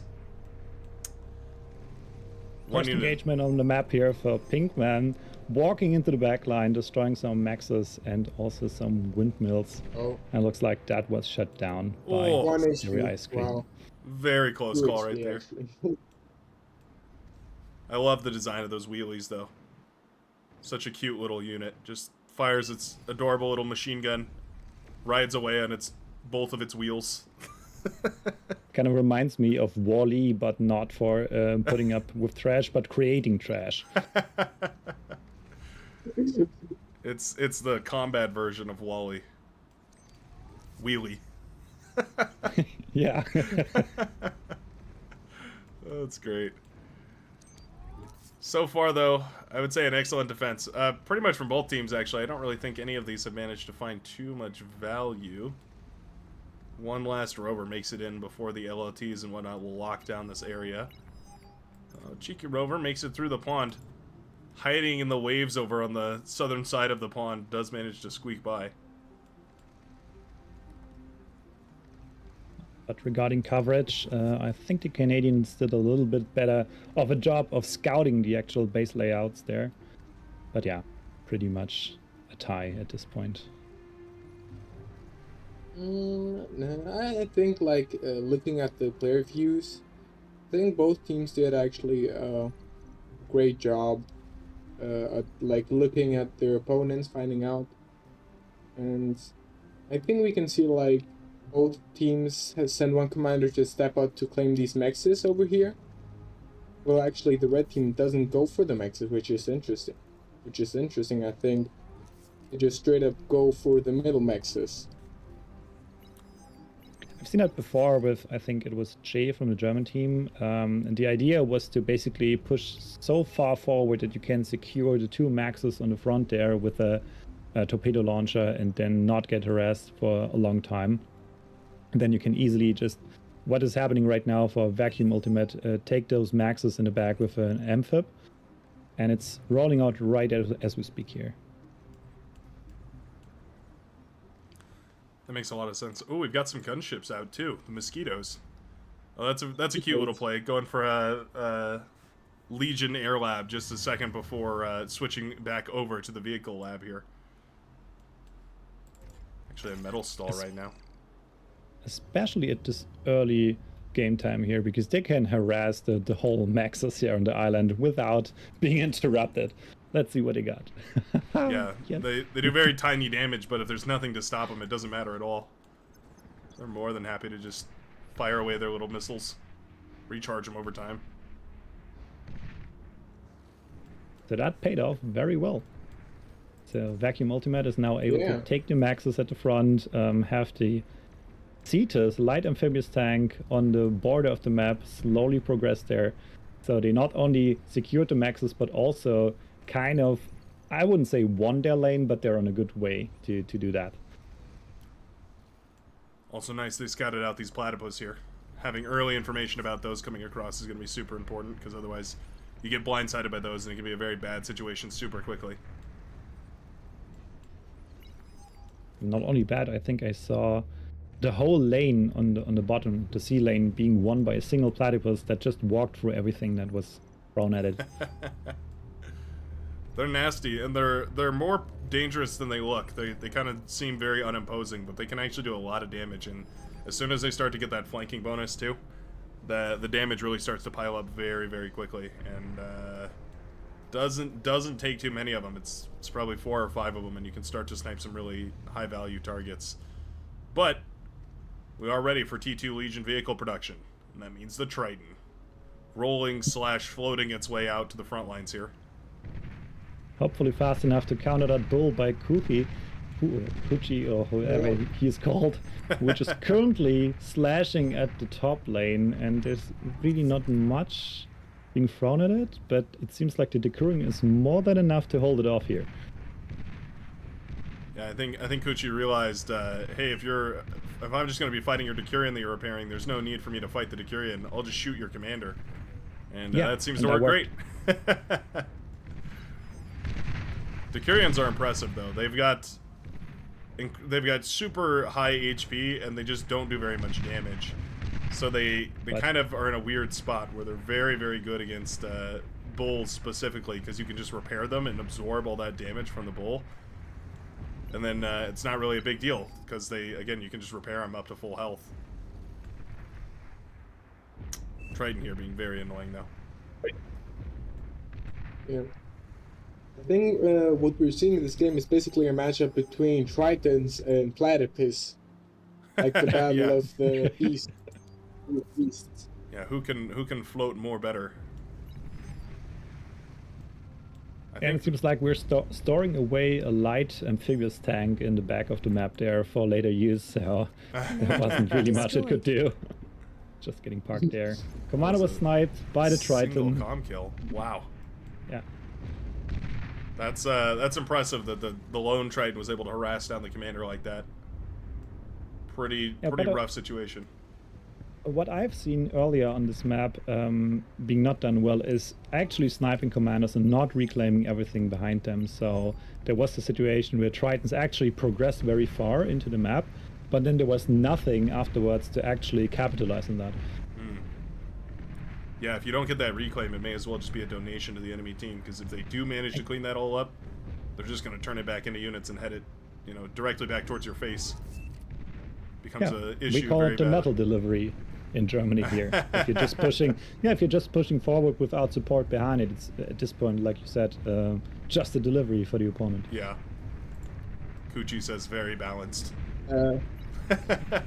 Team going for the second comm snipe, I think, right over on the north part of the pond. Oh, he cloaks it, just barely hides it. That radar jammer working overtime here to keep it nice and hidden. Very close call. That's actually a matchup, the Destroyer versus the Triton. I've seen it before, and I think it's actually a great move to put in a few Destroyers, because they hold up really well against those Tritons. That makes sense. That was part of the reason why I think the Triton is so powerful, is because it's designed to go up against boats more than vehicles.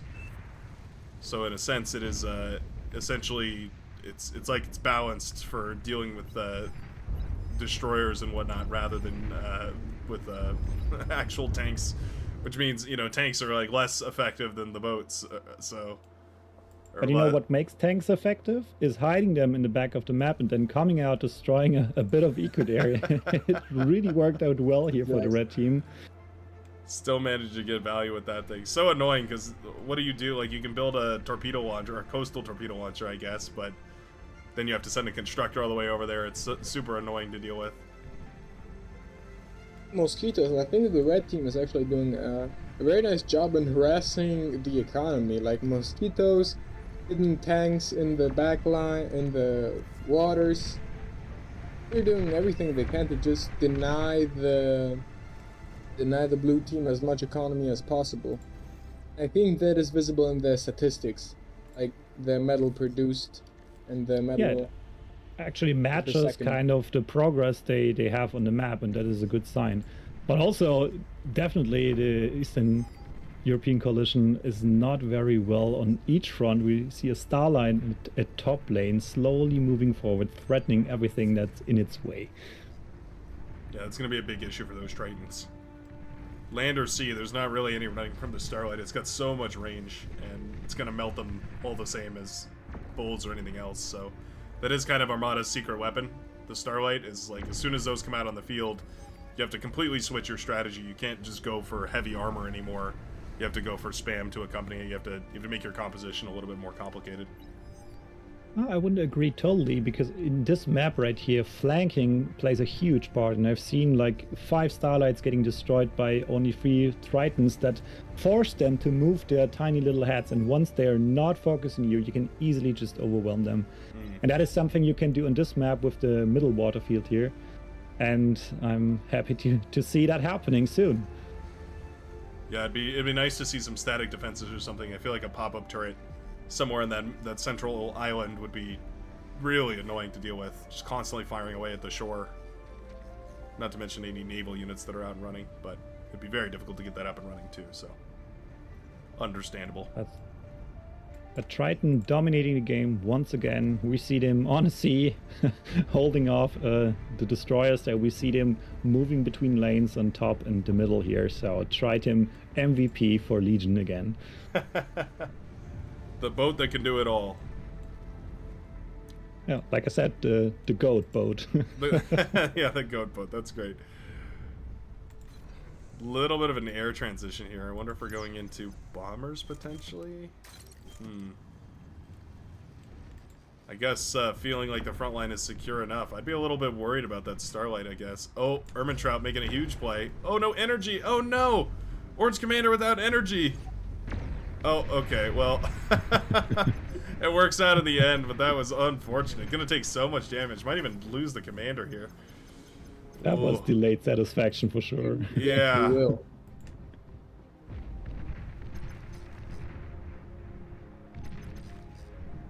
Also great play to use the destroyer to push away the radar jammer, so the commander gets uncloaked and pops up on the radar. There it goes. Very nice. Bull does manage to snipe that commander down with 10% HP remaining. Very close call, but yeah, you're absolutely right. All it takes is a nick to shut down those jammers before they can, they close up and stop working for some reason. Then all of a sudden, the glorious commander is revealed. There it is, the chicken leg of D-guns.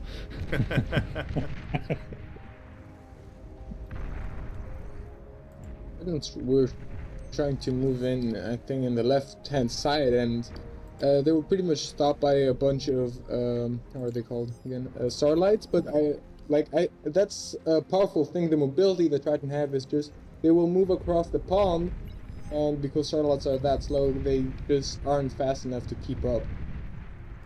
There goes Yeah, that the lane destroyer. switching really pays off because they can also shoot where they travel. Most amphibious units can actually not attack while they're moving past the lanes here. And the Oh, yeah. Tritons, once again, wreaking havoc while they're moving lanes. And like you said, the Starlight's barely catching up.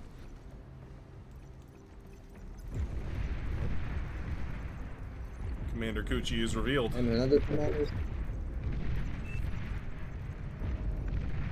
Commander has died. An eye for an eye, I suppose. Both commanders go down right there, and all that metal, all the metal from the blue commander goes back to orange, but all the orange commander metal went back to blue. So, I guess that's an even trade. And looking at the sea lane, this very same Tritons that I saw earlier are still there, holding up, getting repaired by the commander there. So they're really doing great there. Man, look at this tank Absolute spam coming value out here, unit. though. We've just got Oh boy. dozens of medium tanks pumped out here by the blue team. Huh. That's a super. This is definitely an all-in. Like, if this push fizzles out, then there is thousands Yeah, and that thousands of donation would metal. be huge. Huge donation. But also, medium tank rush is one of the first tactics I learned starting in the game. So seeing that being used here, it's a very powerful one. It still holds up. And Yeah, it let's still see how works. they play it. Starlights just have to crack this first wave. They can bust that Starlight and some of those bulls, then the gates are open. And they're gonna get it. I mean, we see some counter Starlights being produced here in a hurry, but the medium tanks will make sure that they don't come far. If they make it to the Starlights, that is. Question Yeah. is, when will actually the blue team? I think it's pretty much if they don't make something out of this push, the red team has just a huge air force, which is basically waiting to have some bombers produced and just not let anything through it yet.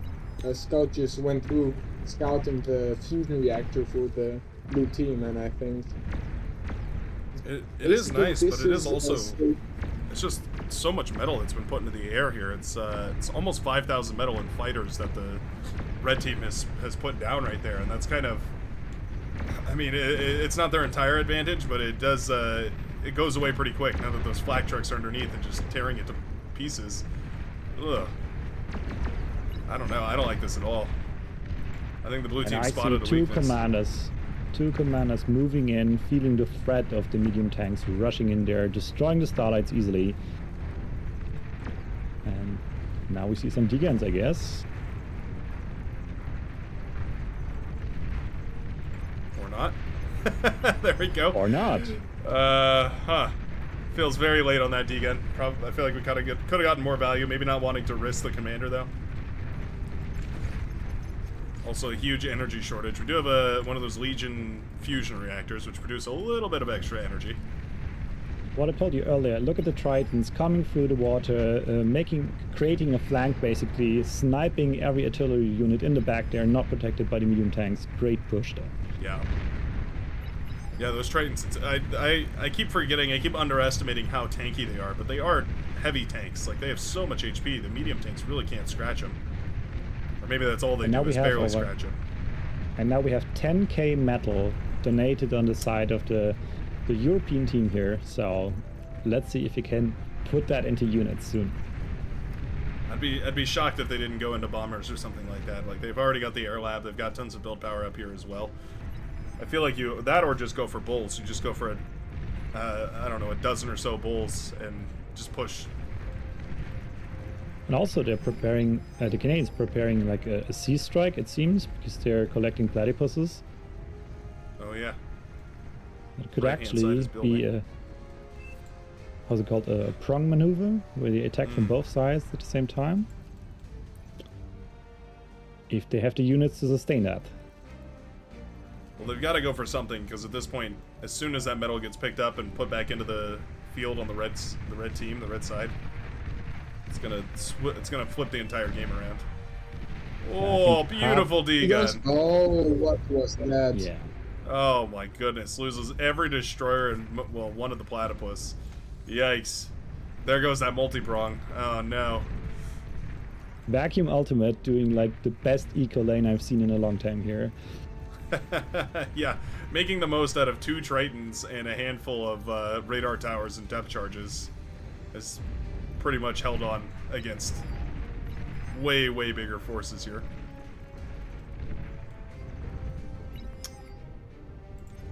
Almost half of that 10k metal is already being put into production. So they were able to reclaim that, and they're now pushing from the top lane and basically laying back the same fire they received. Yeah, not bad. They lost a bunch of mexes, but now they're here sniping a bunch of mexes, so it all evens out. And sniping them with ticks is quite a bit more efficient than sniping them with medium tanks. Especially because you can't reclaim those. Yeah. I really don't like. We're defending with blitzes and medium tanks against bulls and tritons. There's just so much AoE and so much damage that these are just going to evaporate, and then suddenly even all your defensive forces are destroyed, if not reclaimed. Yeah, this is a bad situation. I think honestly, Canada knows almost it too. feels like it already tipped for Orange team here, and they just need to snowball their way to the end of the base. That game is over since the 10k metal were put on that side. Yeah. Ice Cream was not in position to degun these tanks as they came through the choke point, so they will squeak through. Yeah, they want to get that commander kill, but the blue team starts throwing. Surely Triton is a balanced unit and not broken. It seems like the blue team is unhappy with the amount of effectiveness those Tritons found this game.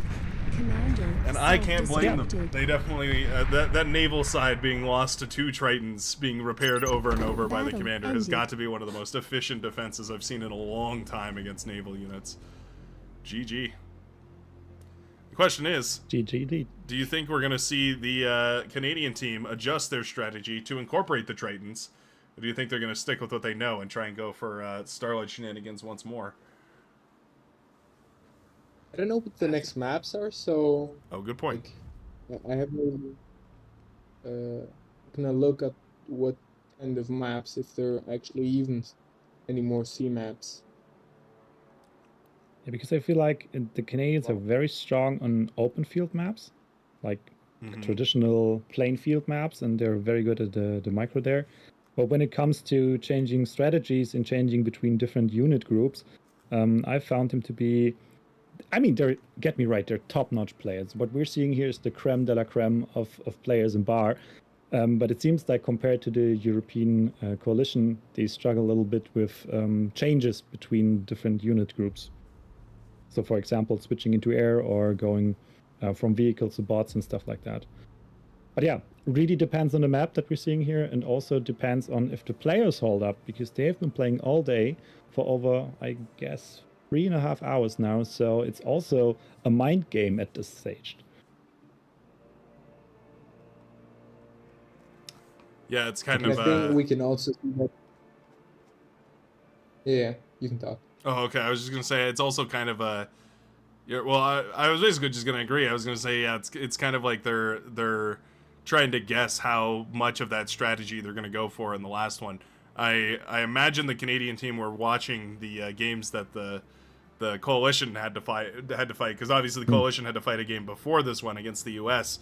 So they kind of got a sneak peek at their strategy. So I wonder if Canada feels a little bit more confident going into a map that they're more familiar with, or at least a map that's more traditional. Just because, of course, they're going to be able to. They know what the coalition will do, and then they have a special plan for it. Looks like we're moving servers. Yeah. I'm going to go ahead and switch over to the bracket so the viewers like you, thank you, can have a wonderful look at that while we figure out what on earth is going on over here. Something... I believe they wanted to host on a different server. And I'll probably hop out for today. It was very fun casting with you guys. I wish you all the fun with that final that is coming up. I'm heading definitely to a lake nearby because it's so hot here in Germany right now. Good idea. Yeah. Happy to see. Come again? What's your temperature? Oh, temperature is like 33 degrees. I don't know what that is in Eagle units. It should Not be illegal, so hot, very hot. That's what it is. Yeah, hot enough for me to hop off stream here, have so much fun. It was great to see everything, and I'll probably recast everything in German again. And thumbs pressed for everybody participating in this tourney. Go show the world what you're capable of. And yeah, thanks for playing the game. That's all I want to say here. Have fun, guys. Bye-bye. Thank you so much. Have a good one, man. Thanks. Bye.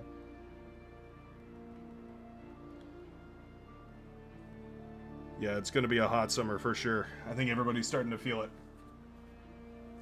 I live in a desert, and it gets pretty hot over here, so I'm kind of used to it. But even for us, it's gotten pretty hot recently, and that's kind of now it's starting to bear down on us. And it's like, oh boy, time to go inside, turn on some air conditioning. Yeah, absolutely. Right. Here too, here as well. Yeah, it's starting to warm up. Actually, as you sing it out.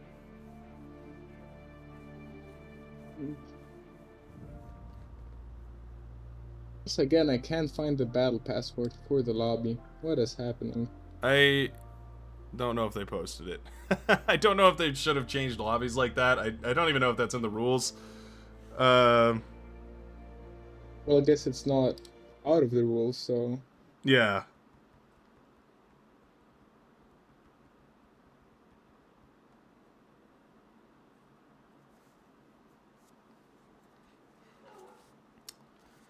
Alrighty, we are... Did they post the password? Oh, thanks to 6. Yeah. There it is. Okay, awesome. Let me see. Alright, so... just to review the bracket, because that's what everybody's looking at right now, the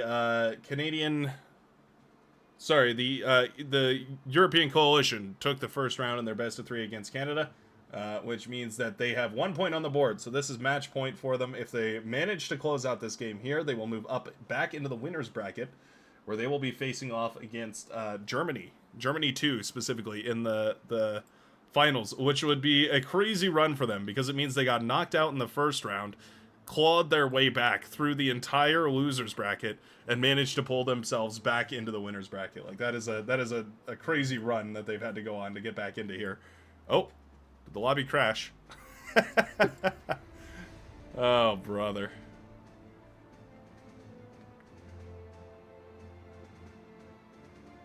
Well, seems like the game doesn't really wants to give the players a little break. But Yep. I think Uh-oh. we would want to speed up the games. We've got to get through this, because that last round is the best of 5. It's going to be a lot. Yeah. So already, it was supposed this matchup was supposed to be a best out of 4, a best out of 5, but it was shrunken down to a best out of 3 because exactly of time issues. Makes sense. Makes a lot more sense. I think the best of 3 works out quite nicely though, because also as we move into the finals, it means that regardless if it's the Eastern European team, then they will have played at least 5 games before going into the finals, where they will be playing a best of 5. So it's like they will be super tired. Yeah. Maybe a little bit of a break is exactly what they need. Yeah, but then and then if Canada does, then they would have to at least play 2 games. So either way, they're both going to be a little bit tired. Germany too is going to be well rested. Maybe they won't be warmed up though. That could be a problem. Sometimes it takes a minute for you to find your flow, but to their credit, it is since it's a best of 5, it does mean that they're going to be pretty much they have an extra game or 2 to warm up.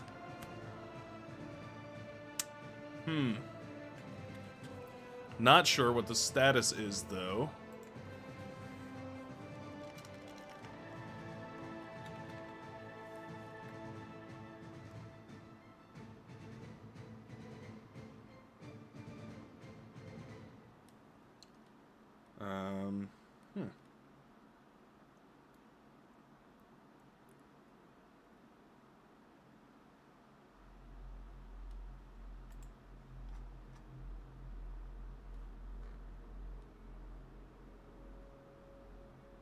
I have to say, like, a huge thank you to Six, because, like, in the previous weekend, I think we had mostly, what's it called again? Skymir, uh, Right. doing, like, the whole managing and admin stuff, and, like, this weekend, Six is doing an amazing job, so all the admins that actually do more than me, because I'm not the best admin, I must admit.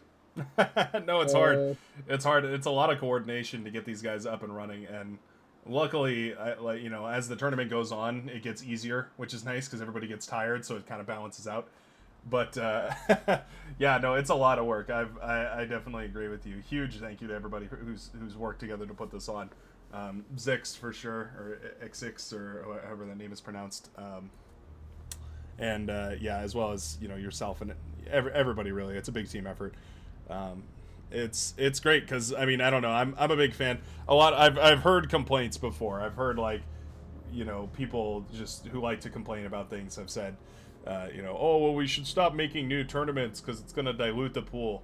And I just don't agree at all. I'm all for like making new tournaments all over the place. Like if you like anybody who wants to start a tournament should start a tournament and have fun with it because the more people playing and participating, the better. And it's all to the service of getting people interested in Beyond All Reason, having fun with the people who already play Beyond All Reason, and also winning some sweet cosmetics, which I'm always very excited for. It's always cool to see those commanders wearing their silver, gold, and bronze medals.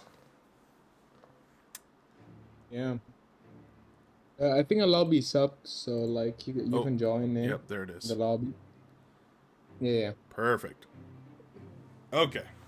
We inch ever closer to starting this match.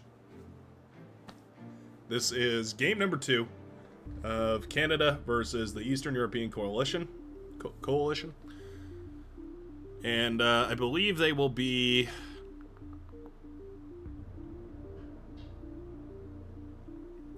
I'm not sure what map they're going to be on, actually. I was looking through my list, and I have no idea which ones they banned from last time. One of the issues of leaving the lobby that they started in initially. Is it going to be on Altered Divide? Oh, it might just be on Altered Divide, which is the map that we have currently set. Yeah, okay. I think it's on Altered Divide because like the Canada set the map, so I guess it's probably They're asking if they want to play ranked. I don't think they're supposed to. I think I don't know because like in many tournaments there's so many rules. I think it's an option. You're not like you can choose to play ranked, but you can also not. Okay. But I think it's different on some tournaments. Rank on. Oh, they've accepted the challenge. All right. Well, ladies and gentlemen, we have upped the ante here a little bit. The Canadian team apparently feeling spicy, going to accept the challenge and turn on ranked. All right. We'll switch on over to the main scene here where we take a look at the game that's just about to start. We've got these beautiful cover arts. Lovely work, making these beautiful photos of Armada and Cortex units flying around.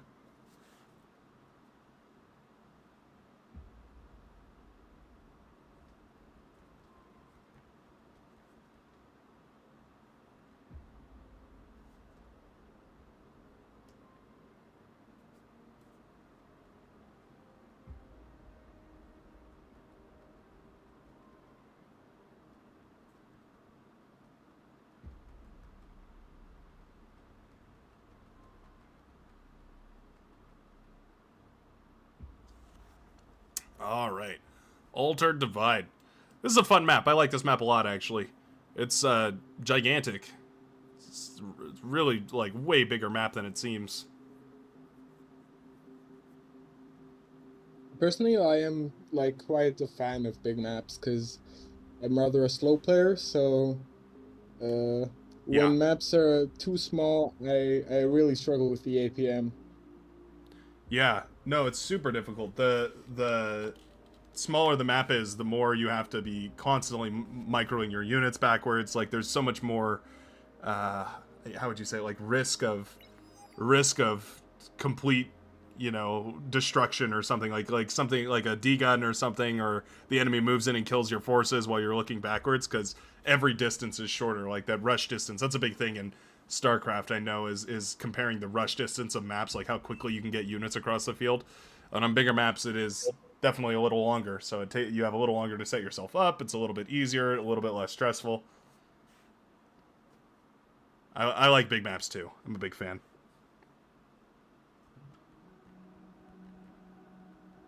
I think it will be interesting to see what this will be up to, because I remember that when playing right here, it's basically 3 choke points, like 6 choke points, 3 on each side basically, and like there's a lot of reclaim. It is absolutely fantastic to get your hands on. Yeah, we got these adorable little satellite dishes up on the hill. 1,000 energy apiece is not bad, but I'm kind of curious. Battle started. Somebody mentioned that commanders were 20 feet tall, or they say 20 meters tall? Meters tall. 20 meters tall. That's 20 meters is 3 feet. That's 60 feet tall. Oh my! I'm running my American calculations in my head. That's a 6-story building, which means that these satellite dishes. Wow. Yeah. I guess that makes sense. Yeah, that does actually make sense, like for the scale of this. But that's crazy, because that means like a tick is like the size of a house. That is wild. Oh yes, but you know, I've been thinking actually that like aircraft and like maybe not aircraft, but definitely boats, they are quite close to like the human scale if you think about it. Like yeah, you're maybe right. not exactly, but it's pretty close. They're like probably pretty fighters. close. Yeah. Huh. That is super funny. I had no idea that was like a consistent lore detail. I thought that was totally something somebody had made up, because I had heard that before, but I thought it was something somebody had just made up and just was like, you know, it was just like a, you know, just like I do all the time, just making up random lore about the game. Apparently not. Apparently it's a real thing. You're absolutely right, though. You called it. Right? They sent those Resbots out and are now fighting a brutal war over control over all this reclaim here. We do get to see my beloved, the Goblin, marching around. Yeah. Super cute. Got their little waddle. The way they walk, if you watch their little walk, it's so funny because they kind of hop back and forth between their little legs. I personally think it's adorable. I think they're one of the cutest units in the game. Everybody says the Tick is the cutest unit, but frankly, I feel like everybody hates the Tick. I feel like the Goblin takes the cake for sure. Yeah. I think that's pretty much true. Wow, there really is so much metal available for reclaim on this map. It's like 300 from those, 300, 600. There's probably easily 1,000 or so metal for the reclaim out here in the midsection. That is crazy. I'd say more, like I think the whole map has about maybe 2,000 to 3,000 metal in like rocks and you're probably satellite right. dishes. Yeah. That's nuts. That makes it such an important part of playing the game. That's one of those early things. Like a lot of the times, I'll get you know, requests for like, hey, what are some tips to get better at Beyond Our Reason? And the number one thing that I can always think of, like the number one that always comes to my mind, is like just learn how to reclaim, learn what reclaim is, learn how to eat rocks. As long as you can eat rocks, you'll be fine at playing Beyond Our Reason. And honestly, I feel like that's how I play this game. Like someone who eats rocks. We've got goblins. And now they're cousins, the Satyr. Virtually an identical unit, except with a slightly increased plasma projectile cannon rather than the accelerator rifle firing off their little dual burst projectiles. They do have the unique... Is like, if I remember correctly, the satyrs used to be called lobsters. So like, not lobsters, lobbers. But yeah. Lobsters, yeah. I wish they were called lobsters, that'd be hilarious. Yeah, they used to be called lobbers, and I love that name. Frankly, I'm a little bit sad that it's gone.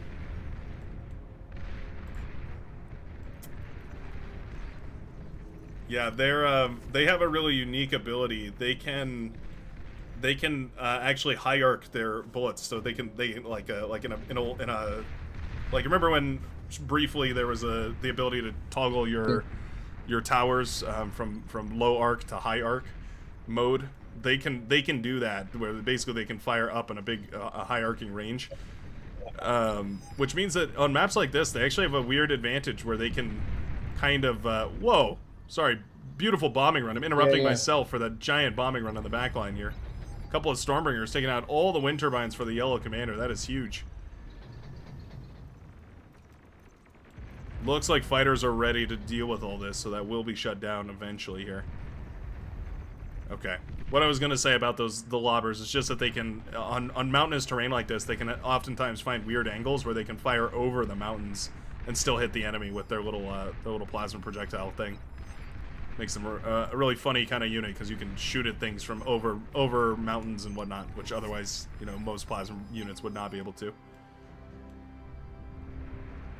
I would definitely say the Canadian team has got to be feeling a little bit better with the way that this match is going, as opposed to the last one. Giant run by so far, taking out the entire base. I think the Vacuum Ultimate is now stuck in a position where he's forced to rebuild for the next, I don't know, 2 minutes or something. It kind of gives the blue team all the time in the world that they want to harass down that middle lane and continue pushing forward. There was one tick in the Canadian backline just idling. Got a metal extractor, but right now it's just very sad to see it. Definitely could have gone much more value.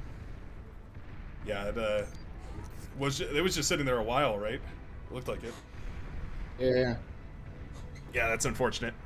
So much to keep track of. Certainly, yeah, Mike Ehrmantraut is trying to control these maces and try and snipe the commander and deal with the lobbers and whatnot, which is a very APM-intensive battle. While also, of course, having to deal with the tick. Oh, we have a disconnect? Oh, uh-oh. Looks like we did have a little bit of a disconnect. Walter White has fled the match. Yeah.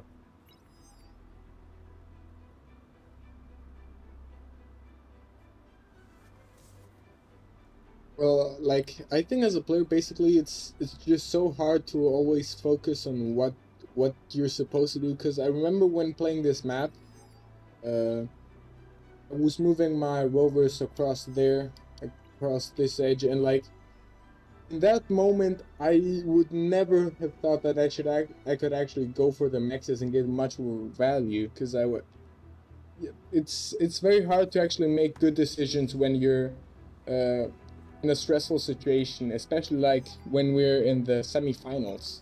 Yeah, that's a great point. They're kind of, the pressure is definitely bearing down on these guys. They've got a lot of, I mean, this is the match to determine whether they get to go play in the finals or whether they are dropped from the tournament and they get their third place medal. It's yeah, the pressure really couldn't be higher. Once you get to the finals, I feel like there's a little bit of a drop, because it's like you made it. Now you can relax. You just focus on the game. But this is like this is your last chance where you make it to that final finish line.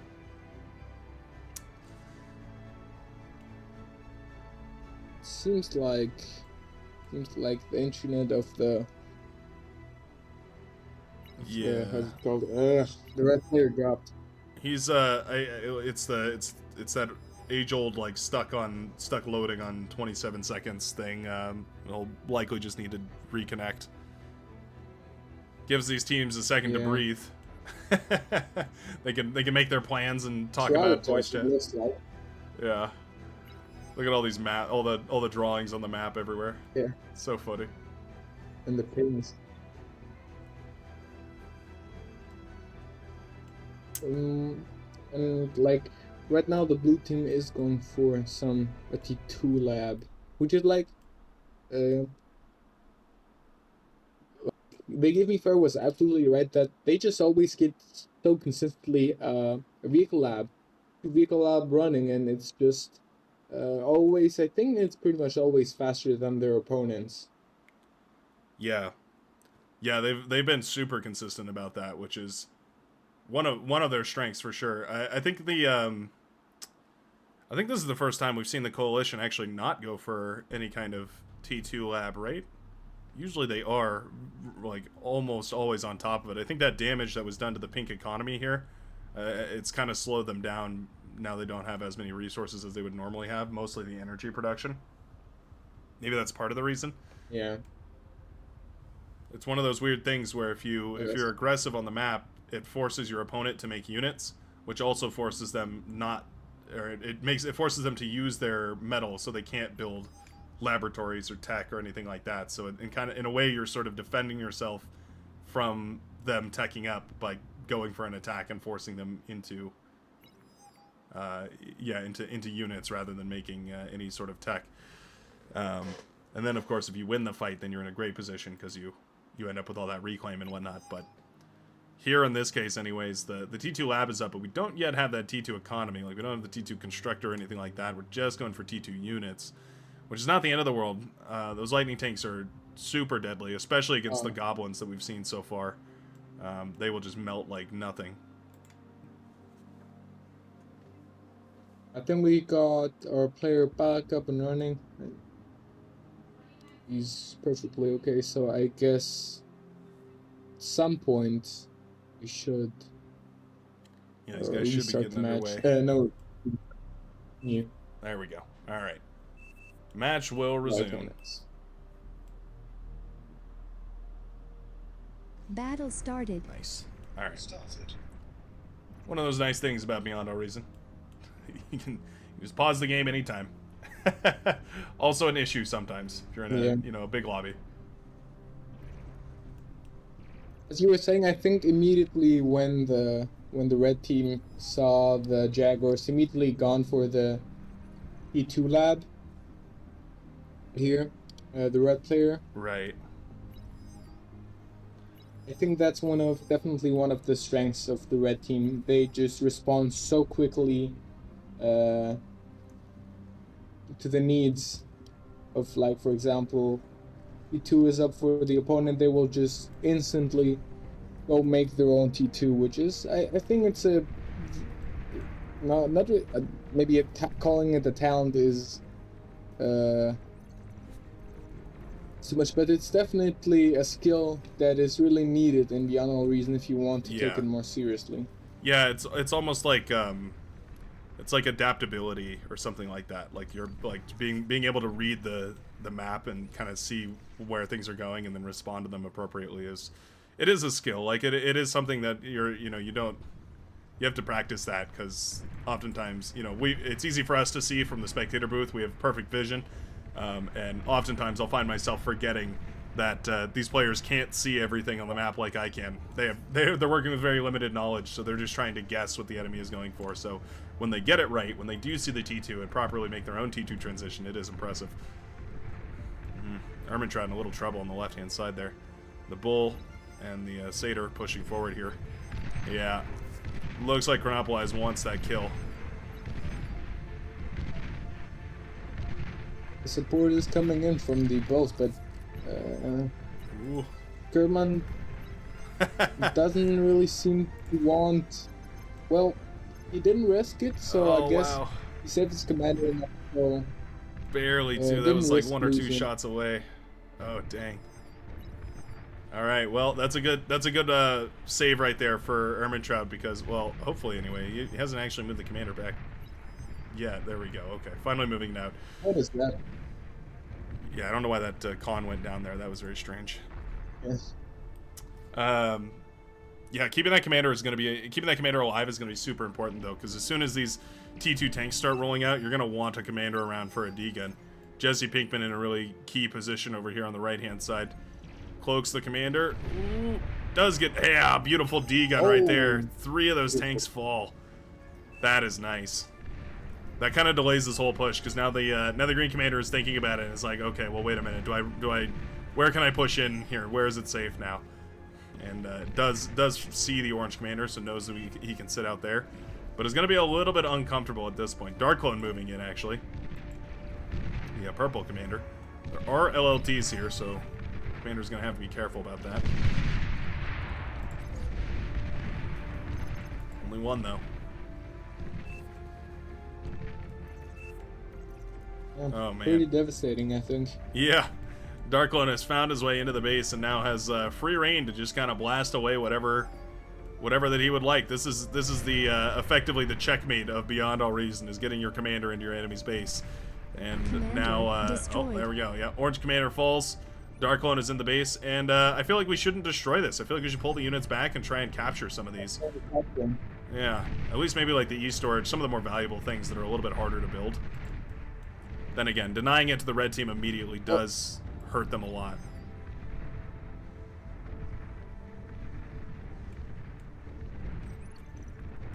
I guess, yeah. I think this commander wreckage is actually real valuable right here for the blue team, so Yes. it's actually, I think.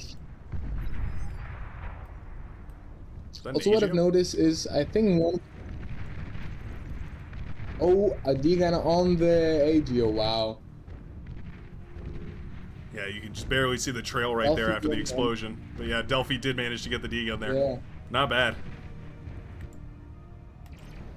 I don't think he will escape, though, it seems like. I might be wrong. Amazing, wow.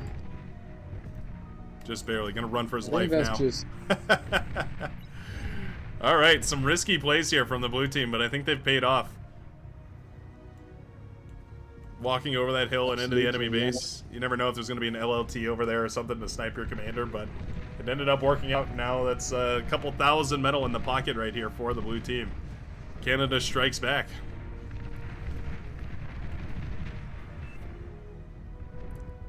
Red commander calls GG. There it goes. Commander destroyed. Wow. Commander I think you self-destructed. absolutely nailed it. They were 100% more confident on their Battle regular ended. map, not having to face the terror that is the Triton. That was a really beautiful little match right there, I guess, between these two commanders. All wrapped up in 11 minutes. That's what impresses me the most about these games, is just how quickly they can get up to T2 and then even into T3. Like, we've seen sub, like, what, 14-minute T3s or something like that on some of these matches, where it's just, like, crazy fast tech levels, but they managed to pull it off, and they make it look easy, I guess, is the most impressive part. Looks like they're gonna roll again for which server? Yeah.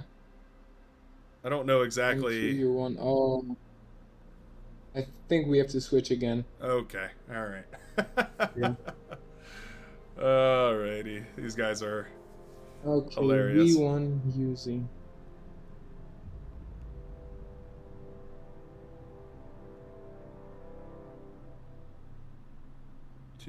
Yeah, so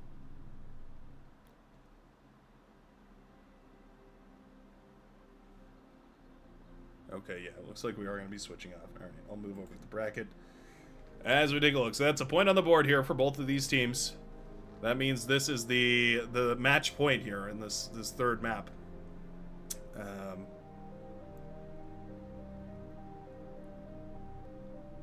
Looks like they're... Are we moving?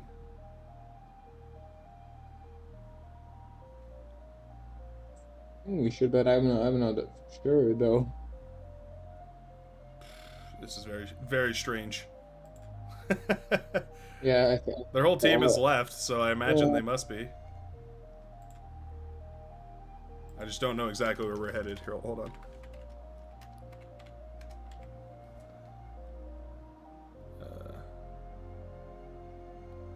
Didn't we already have the other server? I don't know why we didn't just go back to that one.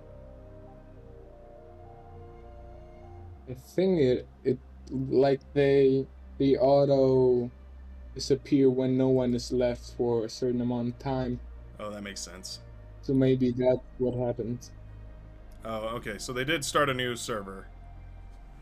It is not a passworded locked server, so we're just gonna have to lock it manually. That's fine. At least we can get in here before things go crazy.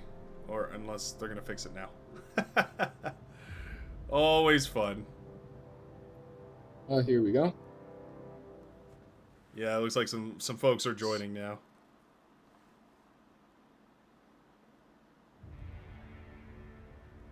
Oh, actually, it seems like this might not be the correct server. Not sure though.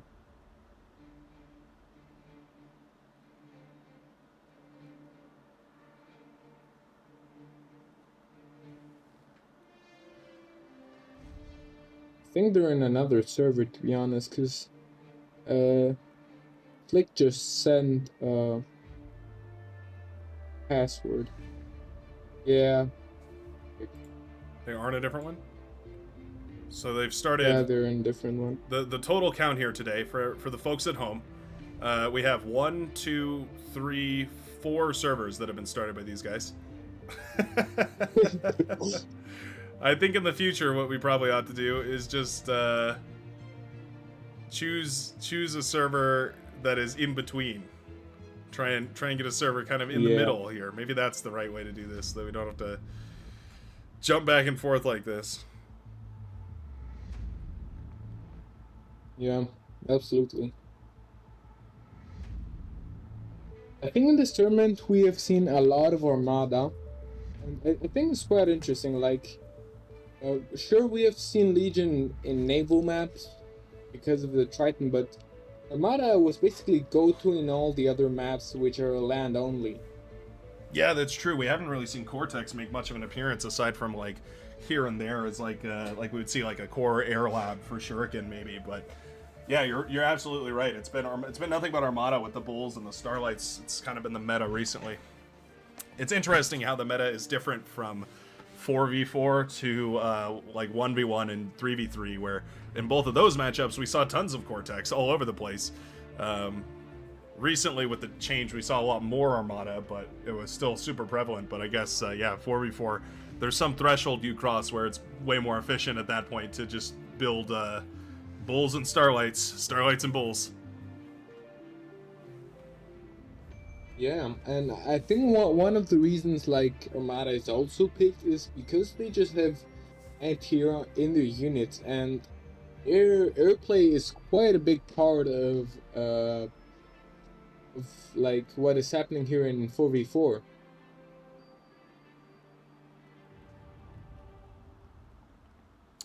Yeah, we don't really get to see a lot of airplay in like 1v1s until kind of like later on in a 1v1. Like it's pretty rare that it gets to air, and that like that is a win condition basically. Like the game usually ends at air, whereas in these games it feels like kind of we'll usually see air being utilized like for transports and stuff like that. It's super cool.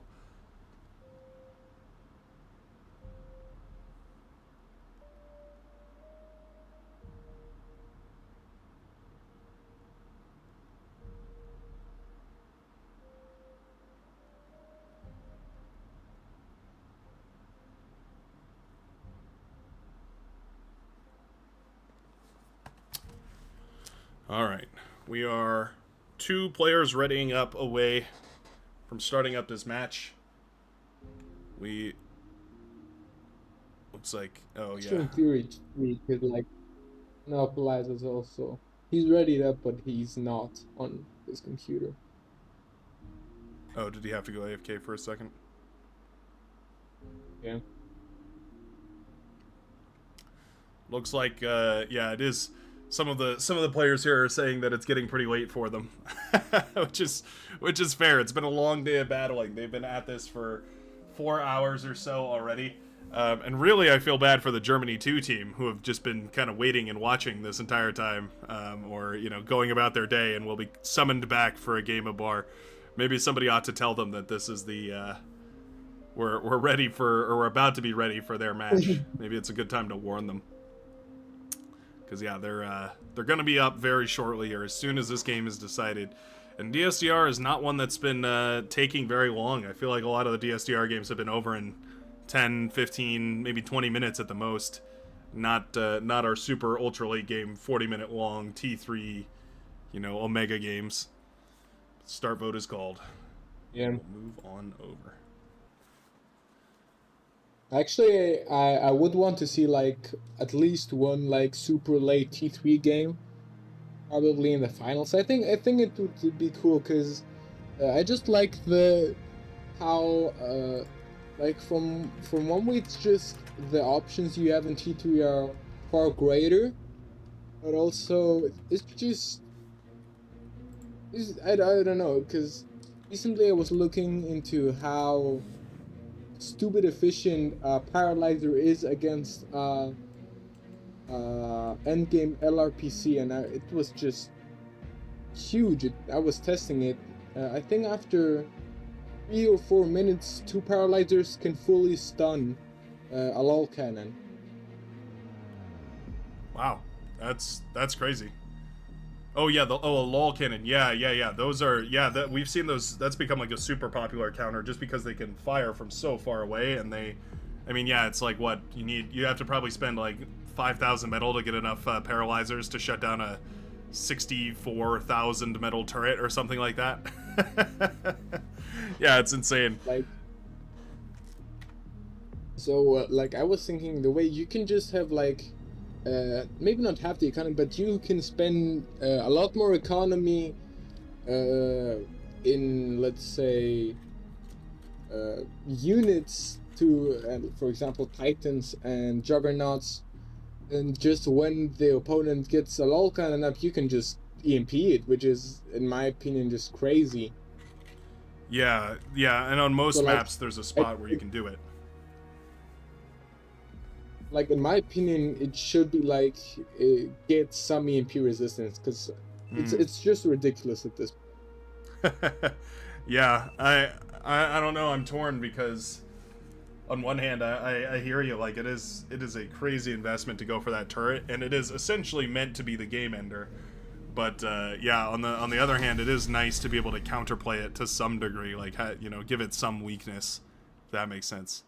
But yeah, it definitely should be more EMP resistant than like the none that it has now, because it's also like a 30-second stun or something like that, right? I think in the beginning it's on the 21-second stun, but as because they just get huge XP amounts every time they stun it, it just upgrades so quickly that I think they go to the max of 35 seconds pretty quickly. Wow. I mean, that's crazy. Yeah, a whole half minute. I mean, what the recharge on one of those missiles is like 45 seconds or something like that, right? Like, it's pretty. You can almost completely paralyze it with just 2 of those paralyzers. That's a. Yeah, I think it's about 60 seconds, so it's. Oh, okay. I'm actually not even sure. I know it's pretty close with 2 of them, but that I didn't know that when they leveled up they recharge faster. But that makes sense. If they do, then yeah, they would absolutely be super. You would only have to hit the LOL cannon like once or twice, and then all of a sudden you could keep it paralyzed permanently. And it's not even like that takes any micro or anything. You just set it to repeat, and it just does it. Yeah, actually, I don't even know if it's the actual duration of how long it takes to recharge, or if it's the damage, or both. Probably both, I think. Yeah, maybe both. It's probably. I don't know. Yeah, I don't know. That's one of those things somebody who wants to go dig through the code could probably figure out. I'm not sure. I'd have to test it pretty heavily to figure that out. But all right.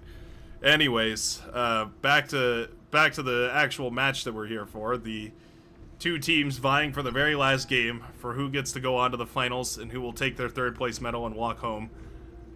We have our blue Eastern European Coalition playing on the right-hand side, going to be representing their various nations as a team and vying for control over DSDR in exactly the same setup that they went for in the last game. On DSDR, they went for a very similar setup with 1 player in the middle, expanding north and south on the back line, and then 3 players on the front. The red team going for a similar strategy, except spawning on the northern side on the back line, and then walking the commander across, and then leaving some of that back line here for the hot pink commander. Oh, looks like we're having some technical difficulties here. Vacuum Ultimate having a mic issue, confirming that they are indeed in a Discord or a team chat somehow, talking to each other, which is good to hear. I wonder what language the coalition talks to each other in. I think probably in English, because You think so? my like geography knowledge, they do not talk the same language. Right. It's like we're Bulgarian, we have someone from Poland, we have someone from Lithuania. Yeah. Okay. And, I was gonna say it doesn't make sense that they would all I don't know. I was just curious. Like, I wonder what. That was something I was talking about earlier with one of the other casters. Was like their team more than any other probably has a bit of a communication. I don't know, not like a delay, but like just they have a harder time communicating just because they're all speaking a second language for them probably. If they're all speaking English, then it's probably not their main language, their first language. I mean. So then it's, that's like a weird factor to think about, but it is probably something that they have to deal with, which is kind of interesting. This rover over here just got amazing value. 3 metal extractors sniped already. Yeah, that is huge. It's continuing to harass constructors. What a hero. It's got 3 chevrons already. It's got 5 kills, and I think all 5 of those are metal extractors. Maybe a rover or 2 in there as well, but that is some serious value.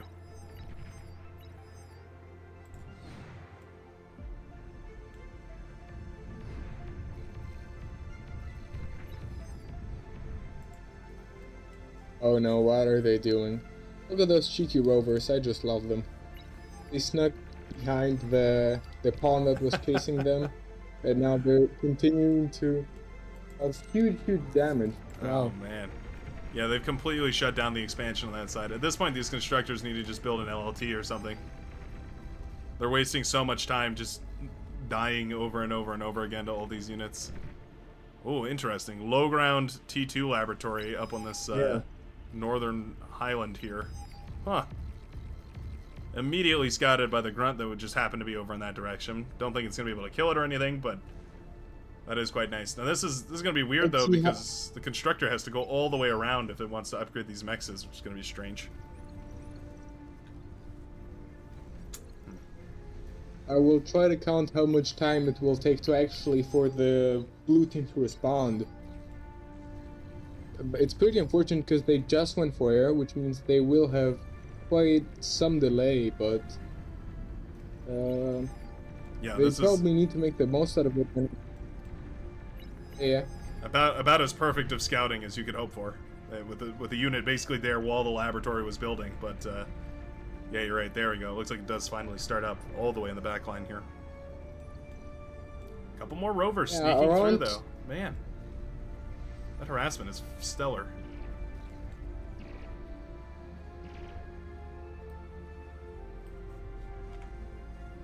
And constructor goes down. Wow.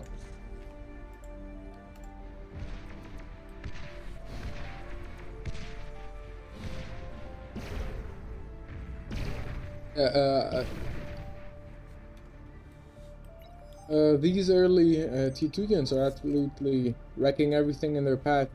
These early, not blitzes, Jaguars. Because like air can't even touch them because of their anti-air missile, which basically makes them immune against any T1 that attacks them, maybe except a ton of medium tanks. But other than that, they're pretty sturdy. Yeah, you're right, they kind of are untouchable. Medium tanks is like a pretty favorable trade for them because they do so much damage. I feel like they're kind of one of the only things that can actually do enough damage to medium tanks where it's actually worth it. This is a crazy advantage for the red team right now. Canada running away with it here, just that early T2 lead, but they've pressed it into a ginormous advantage.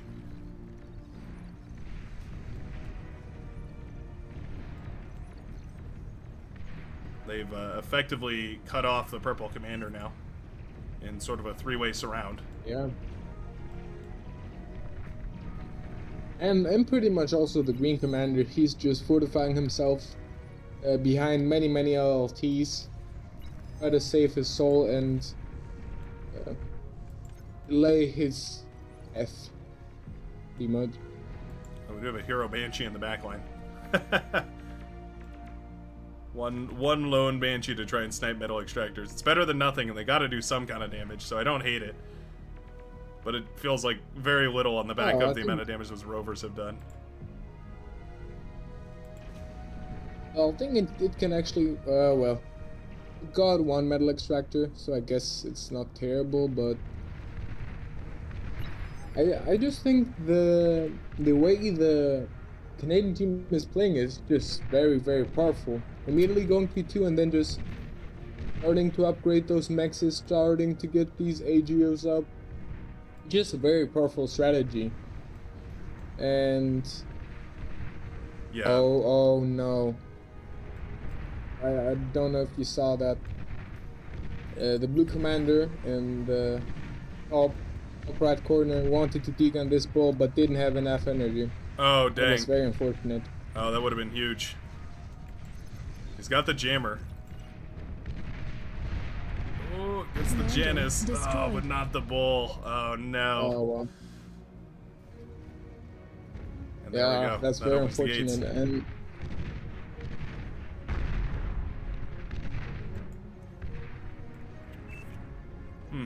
And this might actually also seal the game right now. Green Commander running for his life, trying to escape the barrage of Janus missiles, hunting. It's a terrifying moment for a commander. See two Janus approaching you from the distance. They deal extreme damage, actually. Janus is one of the units that I think when you start playing the game is quite hard to counter, because you just don't know how. They have such a great damage output. Yeah, it's Commander has died. they're like, in theory they're very easy to counter, but yeah, in practice, until you know how to split your units up properly and keep them separated so that you minimize the AoE, and then just knowing like what units to build as well. Like the Janus will all of a sudden blow up all your medium tanks, and you're like, well, wait a minute, where'd all my units go? Yeah, I agree. Janus is like it's like a learning curve. It's a newbie learning curve. You have to master the Janus before you can do anything else. Nice D-guns right here from Delphi. Yeah, GG. Commander Wow. self-destructed.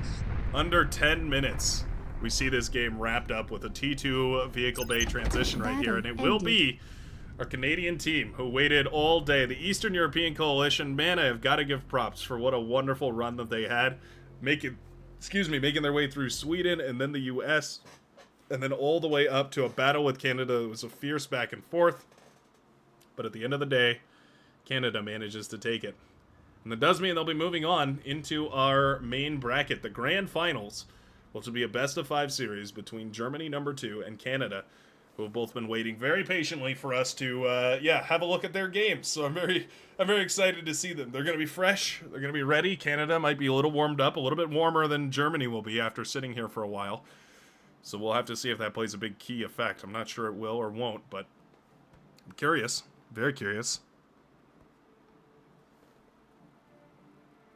Yeah, actually, it's pretty interesting to see what will happen, because in the previous matchup, Canada was beaten by Germany 2-0. So it's quite interesting to see how maybe they've warmed up better, and Canada might actually be able to actually win against Germany too.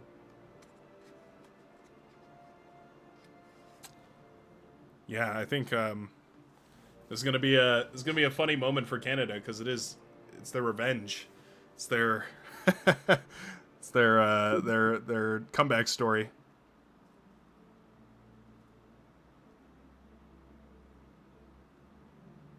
Yeah, and like the Canadian team asking for a break, which I think is very reasonable considering that they will be playing best out of 5.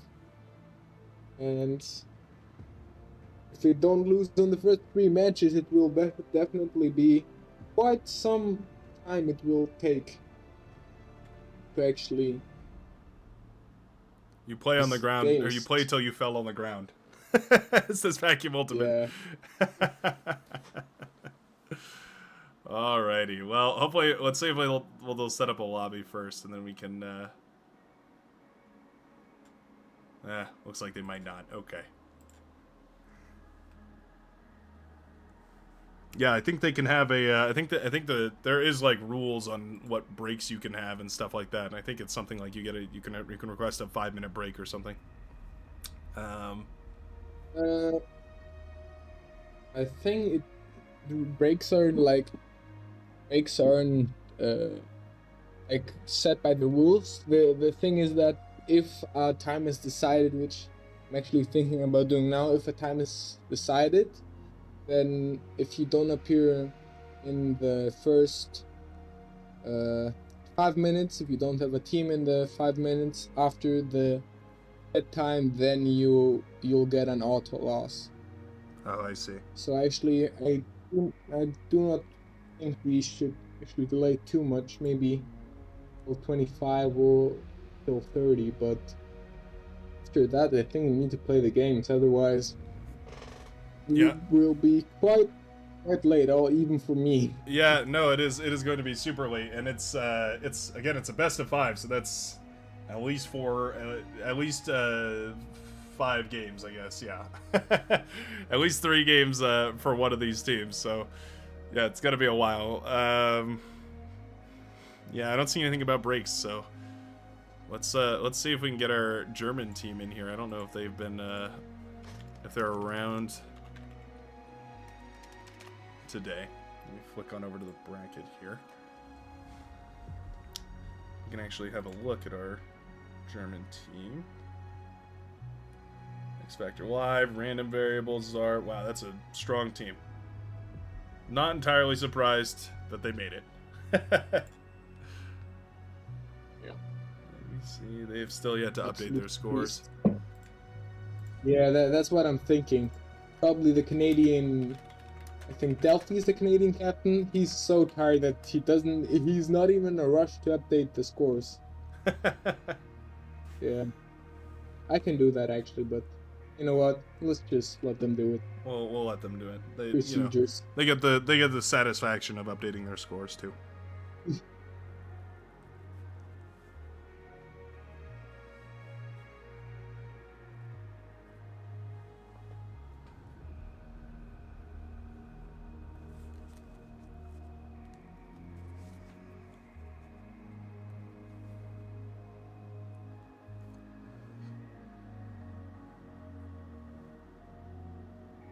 Actually, Talero says loser bracket winner starts with 1 loss in the final best out of 7 matches. Ain't no way this is true. Are you gaslighting us? Wait, the what? That's... Loser bracket winner starts with 1 loss in the final best of 7 matches. A best of 7? I thought it was a best of 5. What's going on around here? No, I don't know. As far as I know, it's a best of 5.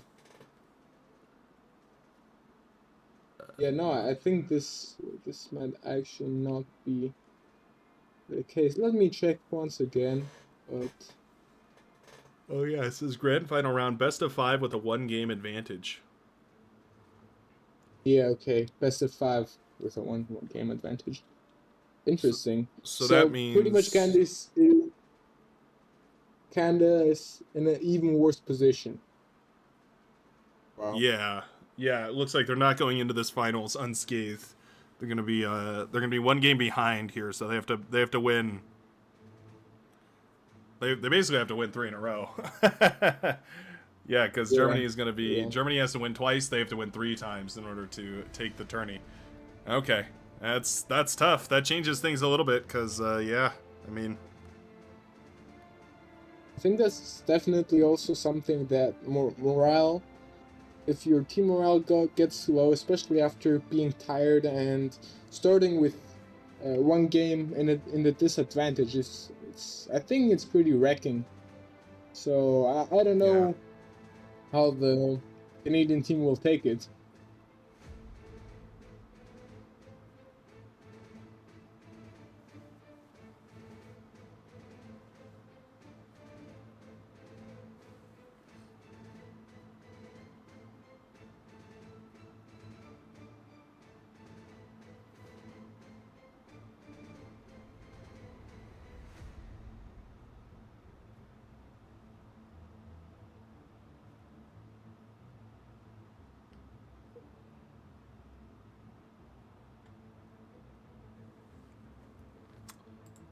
Let me see.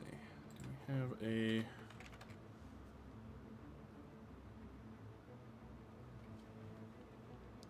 Do we know who the German team captain is? Let me take a look. German team.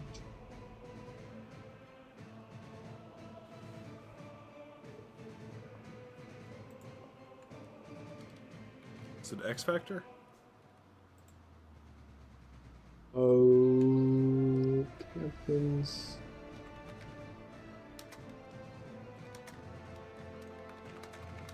Uploading.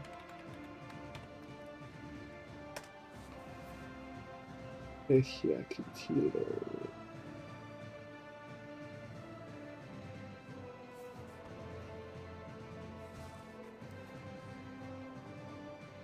Yeah, it's X Factor.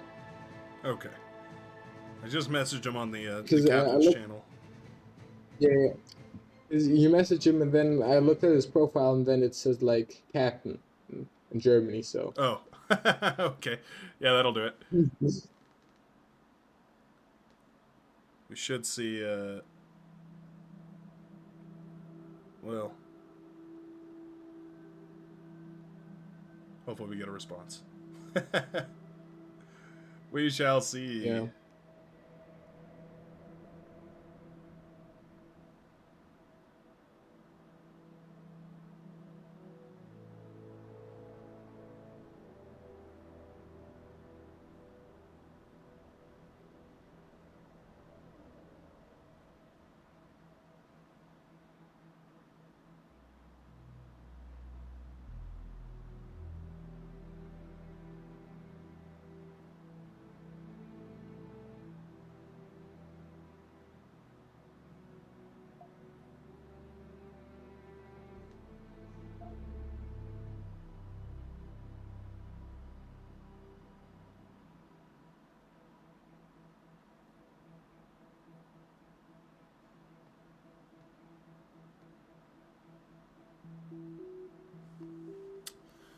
Alright. And then the challenge, is this updated yet? Oh yeah, there we go. It has been. Perfect. Alright. Is there a way to see like a score? I remember there used to be a way to do a score. It might be a different type of tournament though. Well, what do you want to do? I remember doing another tournament and there was a way to see like the individual scores for each team, but it might have been a different style of tournament, so that might be why there was a score in the first place. I guess the score is just the little number by them. Yeah. Anywho, how do we get this started here? Let me see.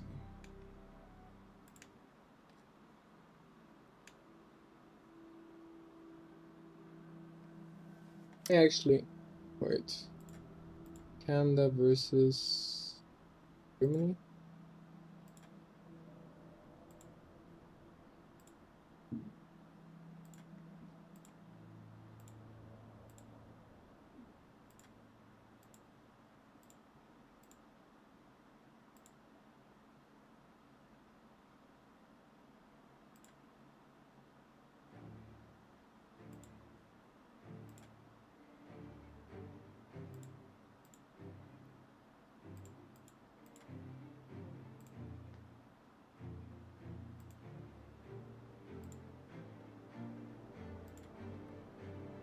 Go add this in. Okay.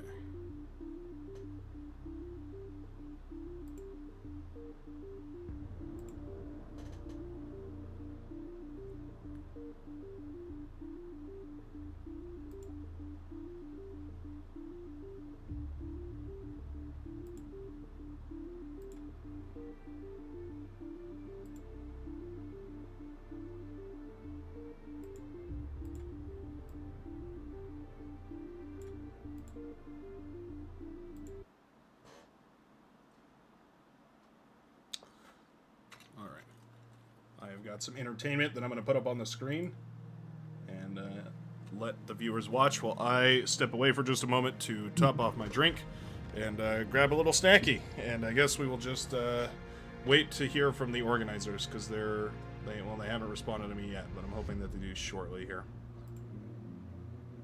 Battle started. There we go. All right, I will be right back. Okay.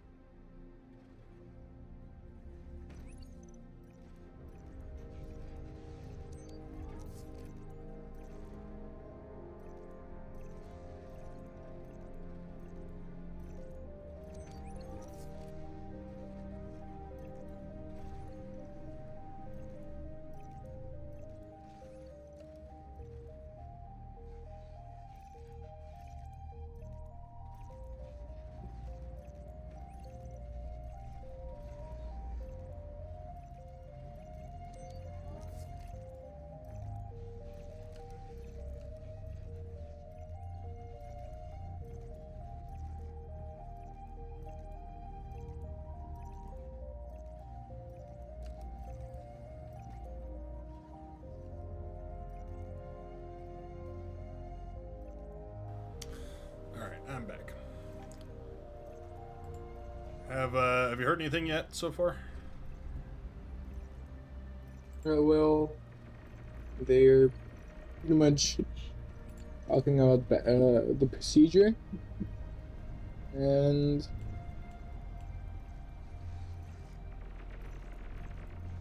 Okay.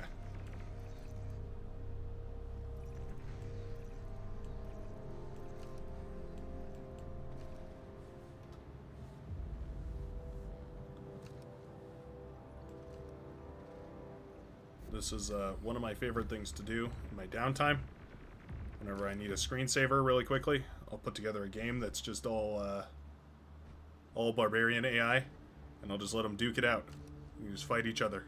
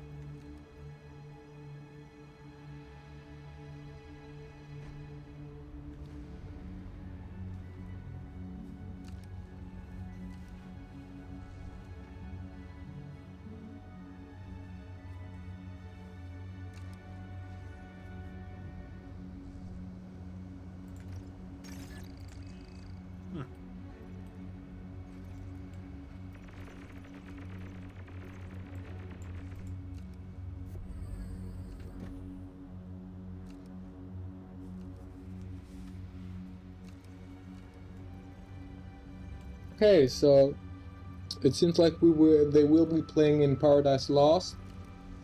Oh.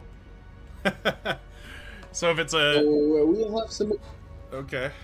Have they got a lobby up and running already? Yeah, we got it already running. Let's see. Oh, okay. Nice. Alrighty then. First game is going to be on Paradise Lost. Oh boy. Hopefully we're not in for another 70-minute long T3 late game Paradise Lost match. Yeah. Oh boy. It will be very unfortunate. I'm excited though, because I haven't gotten to see very much Navy. I'm curious if we're gonna see any Legion shenanigans. Like if we will see Triton trying to be used. I don't think they're better than boats, metal for metal. I think they're probably slightly worse. But I wonder if being able to go on land and kind of, move around is going to be a big enough advantage that they'd be worth building. Because you can imagine you could cross those little land bridges and then suddenly you've rotated to a completely different lane. That could be super annoying to deal with as a Navy player. Yeah, that's actually kind of true. I'm thinking what other options there are in T2 Legion, but vehicles, but I can't really think of anything. I don't think there are many. I think, yeah, I think that really is only the only amphibious option.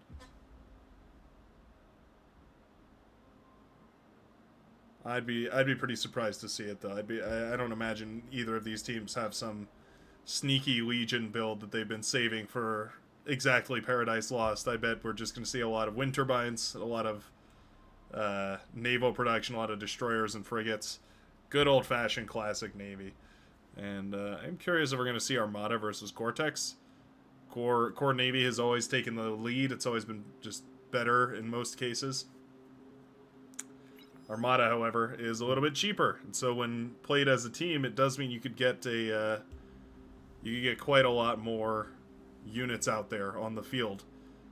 And then that only, that advantage only grows more and more and more as you have more people contributing to the lab, right? So instead of 2 submarines, it's now 4 submarines or 8 submarines that you can put out in the field. Things can get real crazy. Yeah. Actually, before the game fully starts going, I'm gonna go get myself a glass of water. Good move. Be right back. Sounds good.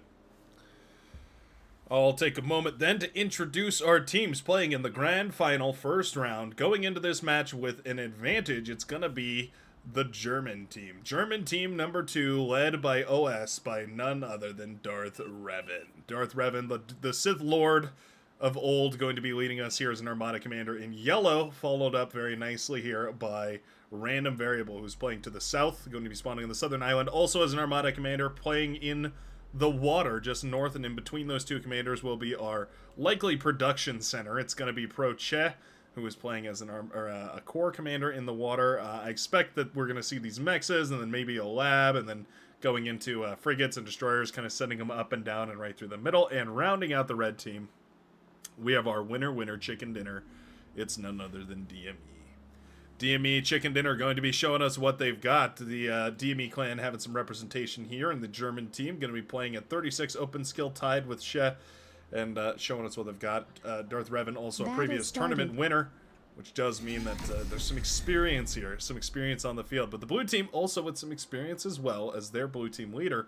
Not their OS leader, but their blue team player, the Armada Commander Consul plus Zaddy, clocks in at 31 open skill. Their actual leader, sorry, their real blue team leader, the sneaky blue team leader, it's going to be Gucci, the green commander, spawning as an Armada Commander, wearing that beautiful Vikings helmet that I think was from I want to say it was from one of the Pro 1v1 tournaments. The green commander here, going to be building some wind turbines, which are very, very powerful on this map.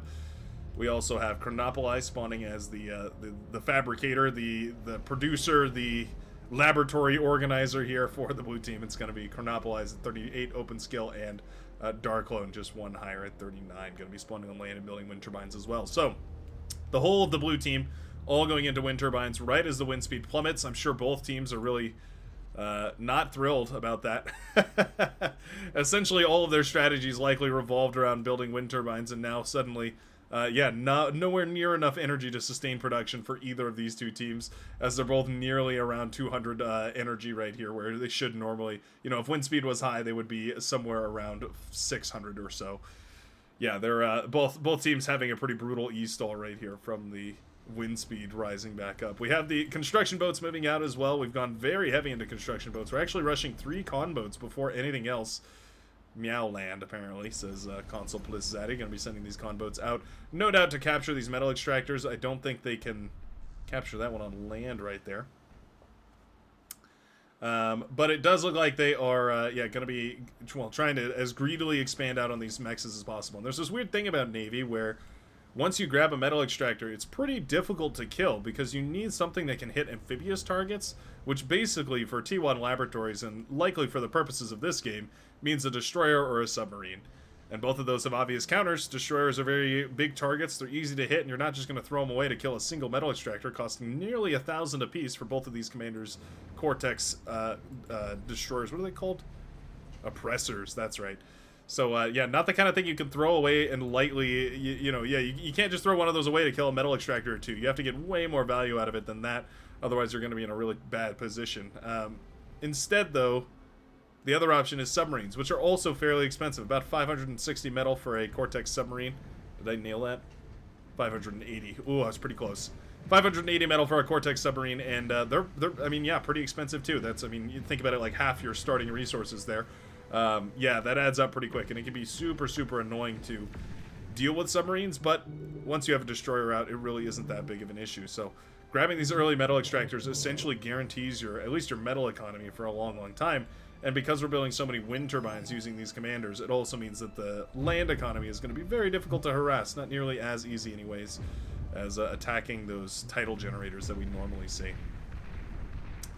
So far, though, an excellent defense here from the blue team, managing to wrap up a bunch of those gunboats, cleaning them up quite nicely. 2 of them were produced and sent out here by the red team, who is likewise expanding with those constructors, by the way. We see a basically mirrored play. Little bit of aggression, though. These gunboats... Ooh, this gunboat does actually find the con over here. Gunboats are a bit strange. You want to attack... You want to broadside with them. Their turrets are on the same height plane, so you need to make sure that you're broadsiding to get maximum damage, but they do manage to snipe that constructor, and that is a bummer. That con was destined to build the metal extractors in the midsection of the map, and now, well, the expansion is going to be slowed down quite a lot here. Consul plus Zaddy sets up a torpedo launcher. This is a critical piece of static defense here to ensure that no submarines leak through. One of the 2 options to break through and kill all of these metal extractors. The single torpedo launcher is enough to dissuade those submarines from cracking the defenses. Now it means that, Zaddy is more than happy to just put some units on the northern side, hope for the best, and keep a lookout for any constructor boats that might be worthwhile to snipe. We do have a con pretty far forward here for the red commander. You got to be careful. These cons serve a dual purpose, not only as expanders meant for taking those metal extractors, but also as a repair force for keeping these boats up and healthy. Commander, likewise, serving a very similar purpose here. By the way, I'm back. Just want to say, welcome back. We are underway, as you probably have noticed. Starting the kicking the game off with a little bit of destroyer and gunboat action. Settling into what looks like a very standard, very standard Navy game. Really, I think this game... Indeed. Go ahead, sorry. I was just gonna say that it seems like the blue team has pushed the middle way more than the red team, and actually is going to claim those metal extractors, which is not bad actually, considering that there is 1, 2, 3, 4, 5, 6, 7, 8, 9 metal extractors, which I think can be claimed from a naval constructor. Yeah, that could be a pretty significant advantage. I think the biggest issue is that right now we're going for a depth charge launcher. I don't hate that necessarily as an option for falling back to, but for the time being, I feel like putting those mexes down first is going to be a little bit more useful. Either way, though, the energy advantage is pretty huge here for the red team. It looks like they basically just dedicated the yellow commander to building wind turbines, which has ended up giving them a giant energy lead. That, of course, means more E converted as well, so they can offset that disadvantage from not holding the middle by simply converting their energy, their excess energy, into metal. I think it's a very interesting thing, because like energy is the kind of resources that is a jack of all trades, because you can basically convert it to metal, but not the other way around. Right, yeah, it's a lot harder to convert metal into energy. It's not very efficient. You have to build fusion reactors or solar panels or, whatever else. So, yeah, you're totally right. Energy is kind of... You can use energy to solve any problem in Beyond All Reason, more or less. Not really the same situation for metal. Yet metal is still the harder one to build. Yeah. I think what you just said happened because, like, you see this, how is it called? This jellyfish just got overwhelmed from all the frigates attacking it. It is not the greatest defense, and it takes way too long to build. So actually, we can see that there is a huge takeover of the middle. Yeah, those frigates have completely swarmed the area. And now, like, the mexes that were underwater are perfectly fine, because they were, the frigates can't attack those, but the ones... Yeah, the coastal torpedo launcher and all the other frigates that were in there are now all dead. Reclaim is going to be super important here, but I don't know how you manage reclaim with a single laboratory producing units and all of these. I don't know, all these units, trying their very best just to survive, let alone push forward here. Kind of interesting to see these construction towers being utilized so heavily. That's not something I feel like I've seen all too much. You're talking about the north side. Yes, yeah, on the north side. Yeah, those pink, both players And actually are blue going for that. We've got a lot of constructors on the southern side building, but yeah, kind of interesting. I think it's just like one reason I also really like to make them is just they're so comfortable APM wise. You don't need to think. You just look at your base for a moment without fearing that your whole defenses will collapse, and just micro your units out and let them get auto healed while you manage the rest of your army. Yeah, no, that's totally true. You don't have to worry about it at all, which is a huge luxury. All of a sudden, you can focus on microing your units, which in Navy is super important. Select target firing more than anything else. Nice push on the southern side, though. Kuchi does manage to kill that commander. That's a nice snipe right there. Now pretty badly energy stalled. That energy advantage, once again, rearing its head. Yeah, it's pretty interesting, actually, the way it's turned out, because it seems like the blue team is playing in a very, quite impressive way, and like unit-wise very powerful, but they just can't seem to find value they need. For example, right here, Kuchi. Commander has died. I think, like, of course he didn't know, but like these are frigates, they would not have been able to Commander kill the destroyed. commander if he was underwater. Yeah, if you just Now don't. it's a huge advantage for the red team. Yeah, that's a lot of boats on that side there. Not to mention, of course, the wreckages that they're going to reclaim off of all this. The bombers are kind of nice. They've actually softened up a lot of these destroyers that push through the middle really nicely there. A couple of those gunships up and running as well. Surprised we haven't seen any kind of I air think these response are- yet. I think these are from the naval lab. Yeah, the seaplane platform. Yeah, they're a weird kind of unit because they're a little bit better than the regular planes, the T1 planes, a little bit worse than the T2 planes. They sort of sit right between the two tech levels. But they seem to be super effective here, kind of turning what otherwise was an unwinnable fight into a somewhat even one. Yeah, absolutely. Well, all of a sudden, this entire game hinges around this wreck on the wreck field on the southern side. It just Yeah, like one absolutely. push, all of a sudden, 14,000 metal is now lying on the bottom of the floor right there. So, yeah, whoever controls that, I think, is probably going to win this game. Yeah, and I love the quick response of the red player. Well, in theory, of the red team. 2 herrings, but I don't think that those herrings will be able to fight against the destroyers and frigates. No, not that at all. are protecting this flight. Yeah, no, that was I think going for herrings was actually the wrong move there. I think going into fighters or with their own seaplane lab would have been the right move, because yeah, there's no way those herrings are really going to stand up against these frigates for very long at all. They don't really do that much damage. This is a crazy Commander advantage all of a sudden destroyed. for the blue team. They've got destroyers for the defense to Actually, defend the as we- wrecks here. Yeah. We were talking, I love how the red team just proves us wrong. In that engagement, I think they lost only 1 herring, which is actually pretty They really? amazing to Oh, think wow. about. Yeah, that's crazy. I really Like, expected that to go one- way worse. Okay.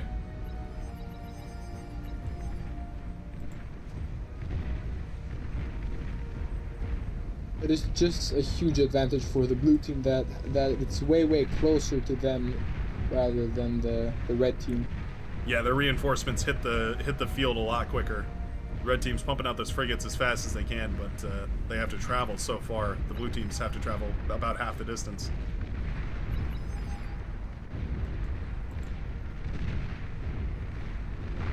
And also, of course, using this res sub. I think res subs do have more build power and instructors, or no? They have, let's Actually, see, not they have that much 150. They have, yeah, it's Against barely 100. any extra. Oh wow.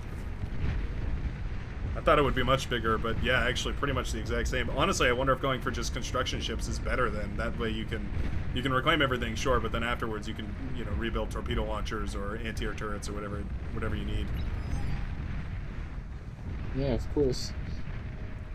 Well, okay, the red team has managed to pull back into this with the commander reclaiming. And like you said, we have air transition with gunships coming out. These are going to do Soften so up. much damage. Basically, yeah, there's no response for the blue team. They don't have really an air force to fight. And everything they're just pumping out basically goes right into the 5 fighters' pockets. Yeah, It's just they're not going to be able to so- sustain that so- at all. Huh. Alright. I stand totally corrected. I really thought the blue team was going to be able to turn that around. Just a couple of construction boats eating up that wreckage. But the red team got to it first. They managed to put their boats to work before the blue team could. Now we've got anti-air coming out here for the blue commanders. One of my favorite compositions as an Armada commander when going up against well, in Navy is basically just going for a 1-to-1 ratio of skaters and destroyers, the Corsair and the skater. It gives you a bunch of anti-air, you have the radar from the skater, and then of course the long range from the destroyer. The only drawback is you need to have a lot of destroyers, otherwise you get overwhelmed by frigates pretty easily, Commander which I feel like would have been destroyed. totally attainable in this match, but now is absolutely out of reach. The red team has eaten up almost 5,000 of the 20,000 metal that was there, 24,000 metal that was there. Yeah. That just keeps going. Like, but now 27% advantage for the red team, but it will just keep growing, I think. They really should just go into T2 boats at this point. I don't know if there's really any reason to stay on T1. They're actually overflowing metal. They need to build a metal storage. They have overflowed metal at this point. Hold on, how much metal are they're actually overflowing? Metal excess. 1.7. Oh my gosh. But it's just growing. It's better to overflow it than give it to the enemy, but obviously ideally we would want to keep it all. Is this the last commander right here? Oh my goodness, this is the last commander. Consul plus Zaddy. In trouble. Commander Boom goes the has last died. commander. Wow. GG. You know, after that other battle that went the distance, I was kind of expecting this one to last a while, but Ended. instead we get a 15-minute action-packed battle that ended up being over in 2 or 3 trades. What a match.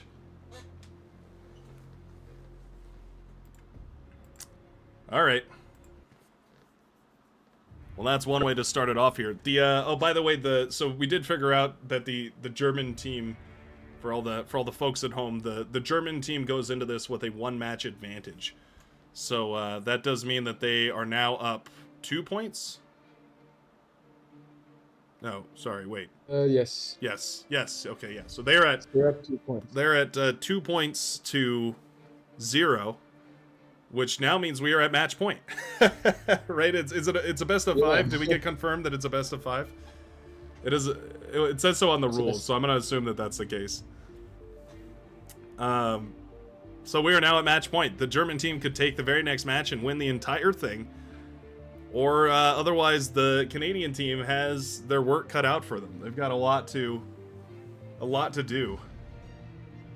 You know what would have been really nice in that last match? A couple of air constructors eating up the wreckage. Because they had the amphibious lab already, and they could have gotten there so much quicker that it would have let them eat up some of that wreck to like jumpstart the economy. You know what I'm saying? You're talking about the blue team, you mean? Yes, yeah. Because they kind of struggled to get anything out there to actually eat up any of that metal. I feel like if they had used the amphibious, the seaplanes lab to build a couple of, like 1 or 2 of those sea constructors just to get something out there eating, it would have jump-started everything, so their production would have kicked off a lot faster. They could have made more like actual boats to go out there and eat after the fact. I wonder if that would have been the right move, just to jump on that a little bit quicker than the red team. I'm thinking like how efficient would this be? Because the way like you remember the hearings that the red team did produce because of the bombers. So I don't know if they would actually be able to stay out of the range of the hearings. That's true. Yeah, it might have been the window of opportunity might have been super small, but maybe just maybe. Hindsight is 20/20 though. Like, who knows? The fact of the matter is the red team. I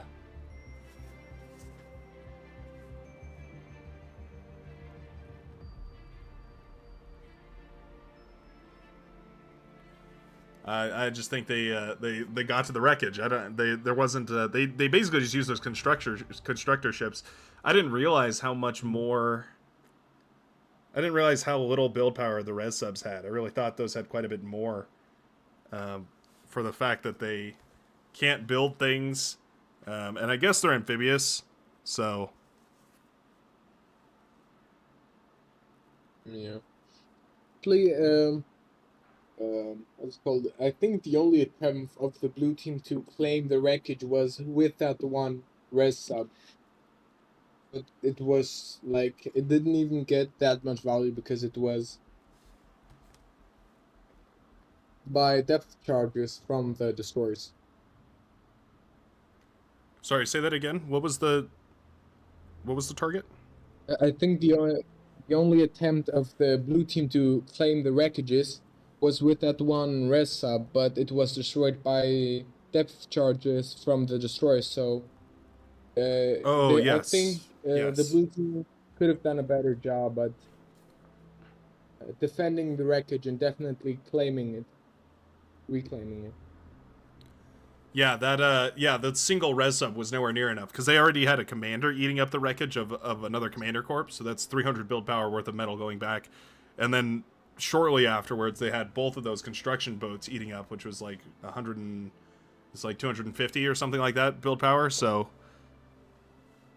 yeah, that added up pretty quickly for them, and I mean it was like you could see the distance. The distance between the the frigates got smaller and smaller as they reclaimed more because they could produce them quicker and quicker. Makes sense. Okay. Anywho, we are going on into game number 2. It's on Aurelia, and you know what that means. It's the map that everybody's been enjoying. There's a particular unit on this map that everyone seems to like. Oh boy. I think it would be... I'd be a little surprised if both of these teams didn't go for some sort of Triton play pretty quickly here. Yeah, well, it's interesting because, if I remember correctly, Canada lost against the Eastern European Coalition on this map. So unless they just decided to not go for their usual strategy, they will probably not be going for the Tritons. I mean, I don't know, though, because they were so... I mean, Kuchi was very vocal about how broken the Triton was. I can't help but wonder if they're going to give it a try. It is hard. It's so hard to change up your build order, like everything that you've practiced, and all of a sudden there's this strategy that just completely counters it. It's like, oh man, what do you do now? But, oh, well, so clearly they've got something planned. Alright. Canadian team, spawning in an interesting spot here.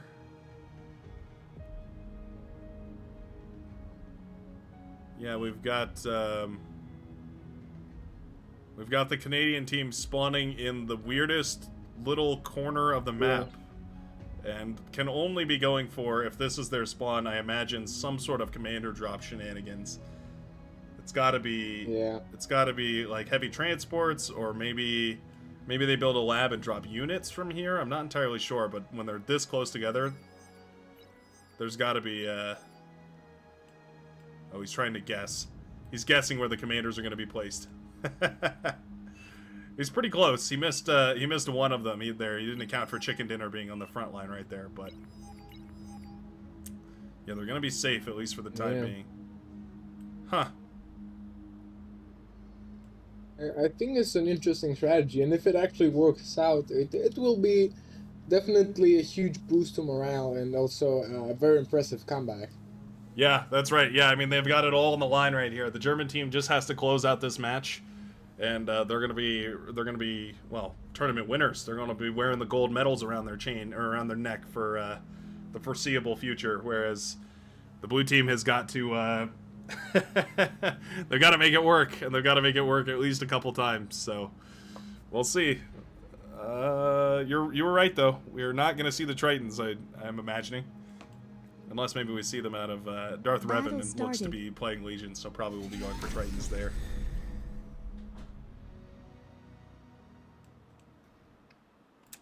All hands on deck. Yeah, immediately. Oh man, that is too funny.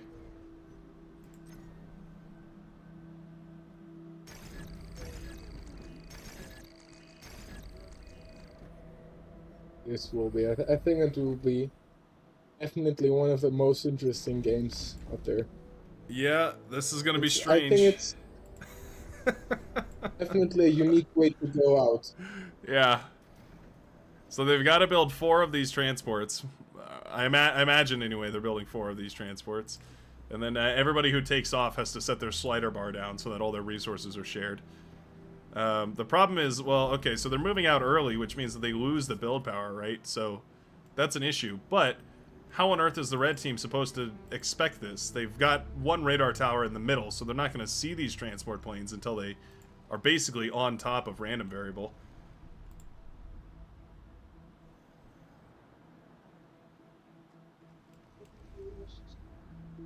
Yeah. The last commander is grabbed. And away they go. Kuchi, the last remaining sole survivor. I think he needs to build some LLTs or something to protect these solar panels, because they're going to need energy for D-guns. Oh, they're spotted. Oh, First no. transport is detected. Where are we going? Okay.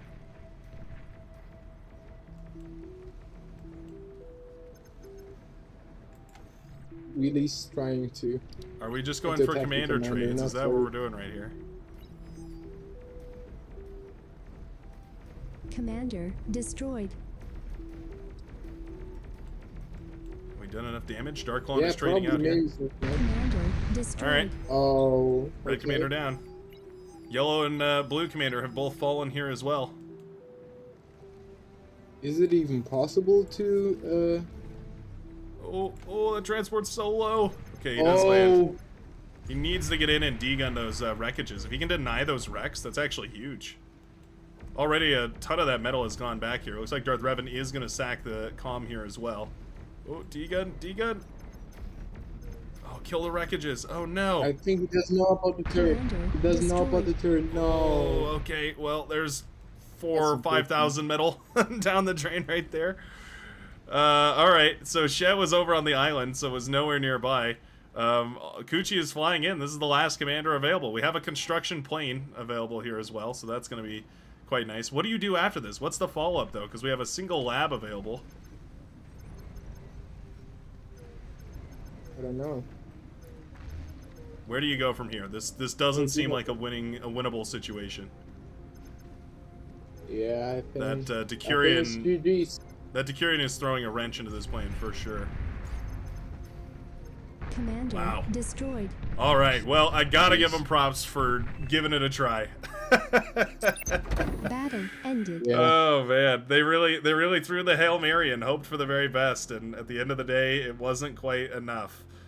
And GG is called. The red team, the German team, in a 3-0 sweep, a 2-game 3-0 sweep, as the lobby crashes out on us, manages to take the victory. All right. Well, I won't lie. I was expecting a bit of a longer finals, but it ended up being pretty quick here, and Germany takes the lead. I don't know. I'm a little blown away by that last game. Yeah. All Well, I right. think it went really quickly at the end. What did you say? Say it again. So, I think it went out really quickly in the end. So like, we had all the previous matches. It was pretty balanced, but like I think in the end, Germany too. It seems that they just got their strategies down a lot better than all the other teams. And even though they weren't the highest in the OS wise, they were actually 7th OS wise. They did manage to get the crown. They sure did, and I mean, the teamwork matters a whole lot more in these small team games than just 1 or 2 players being the best on the ladder. So, props to them for putting the work in to make that happen. And I think the only thing left to say is GG. They really put it all out on the field, and they fought hard and had a nearly perfect sweep, I believe. Germany 2. I'm looking at the leaderboard right now. It looks like they, had a perfect clean sweep here. I'm going to switch over to the bracket so I can show the folks here. So if we track Germany's progress through the bracket here, you can see they went up against Eastern Europe, the coalition, so they knocked them out first round. Went up against the U.S. and played against them, went 2-0 against them as well. Played Canada in the semifinals, knocked them down to the losers bracket, where afterwards they played Canada again in the finals, and now just won 3-0. So Germany with the perfect record. How does it get more, it doesn't get any more decisive than that. Basically the perfect winner. Yeah, absolutely. All right. Well, I guess that concludes the tournament for today. So thanks a ton to everybody for watching. Thanks a ton for being my co-cast here today, sir. I really appreciate it. Always fun to have somebody to cover these games with here. Any closing words you'd like to share? Yeah, it was amazing. It was amazing for all of you, and we'll probably see you next year. Or maybe in sometime in the future tournament. Perfect. Yeah, don't lock yourself into anything. But I'm sure this will keep going because everybody seems to love it. It seems like it was a great time. I know a lot of these commanders had fun. They were already. I've seen my Discord be submitted a whole bunch of replays from this tournament, so should be a lot of fun. But yeah, I guess we'll leave off on that note. Thanks a ton, everybody, for showing up and for participating. All the players. I am excited to see your medals handed out over the next following days or whenever that gets added in. Super excited. Feel free to send those pictures to the main Discord channel. Don't forget to like the stream before you head out and before we close things down. And I hope you all had a wonderful, wonderful day as we wrap up our casting, our tournament coverage here in the end. Alrighty. Bye-bye, everybody, and have a good rest of your weekend. Hope you have a great week. We'll see you in the very next cast, tournament, whatever it happens to be. Bye-bye.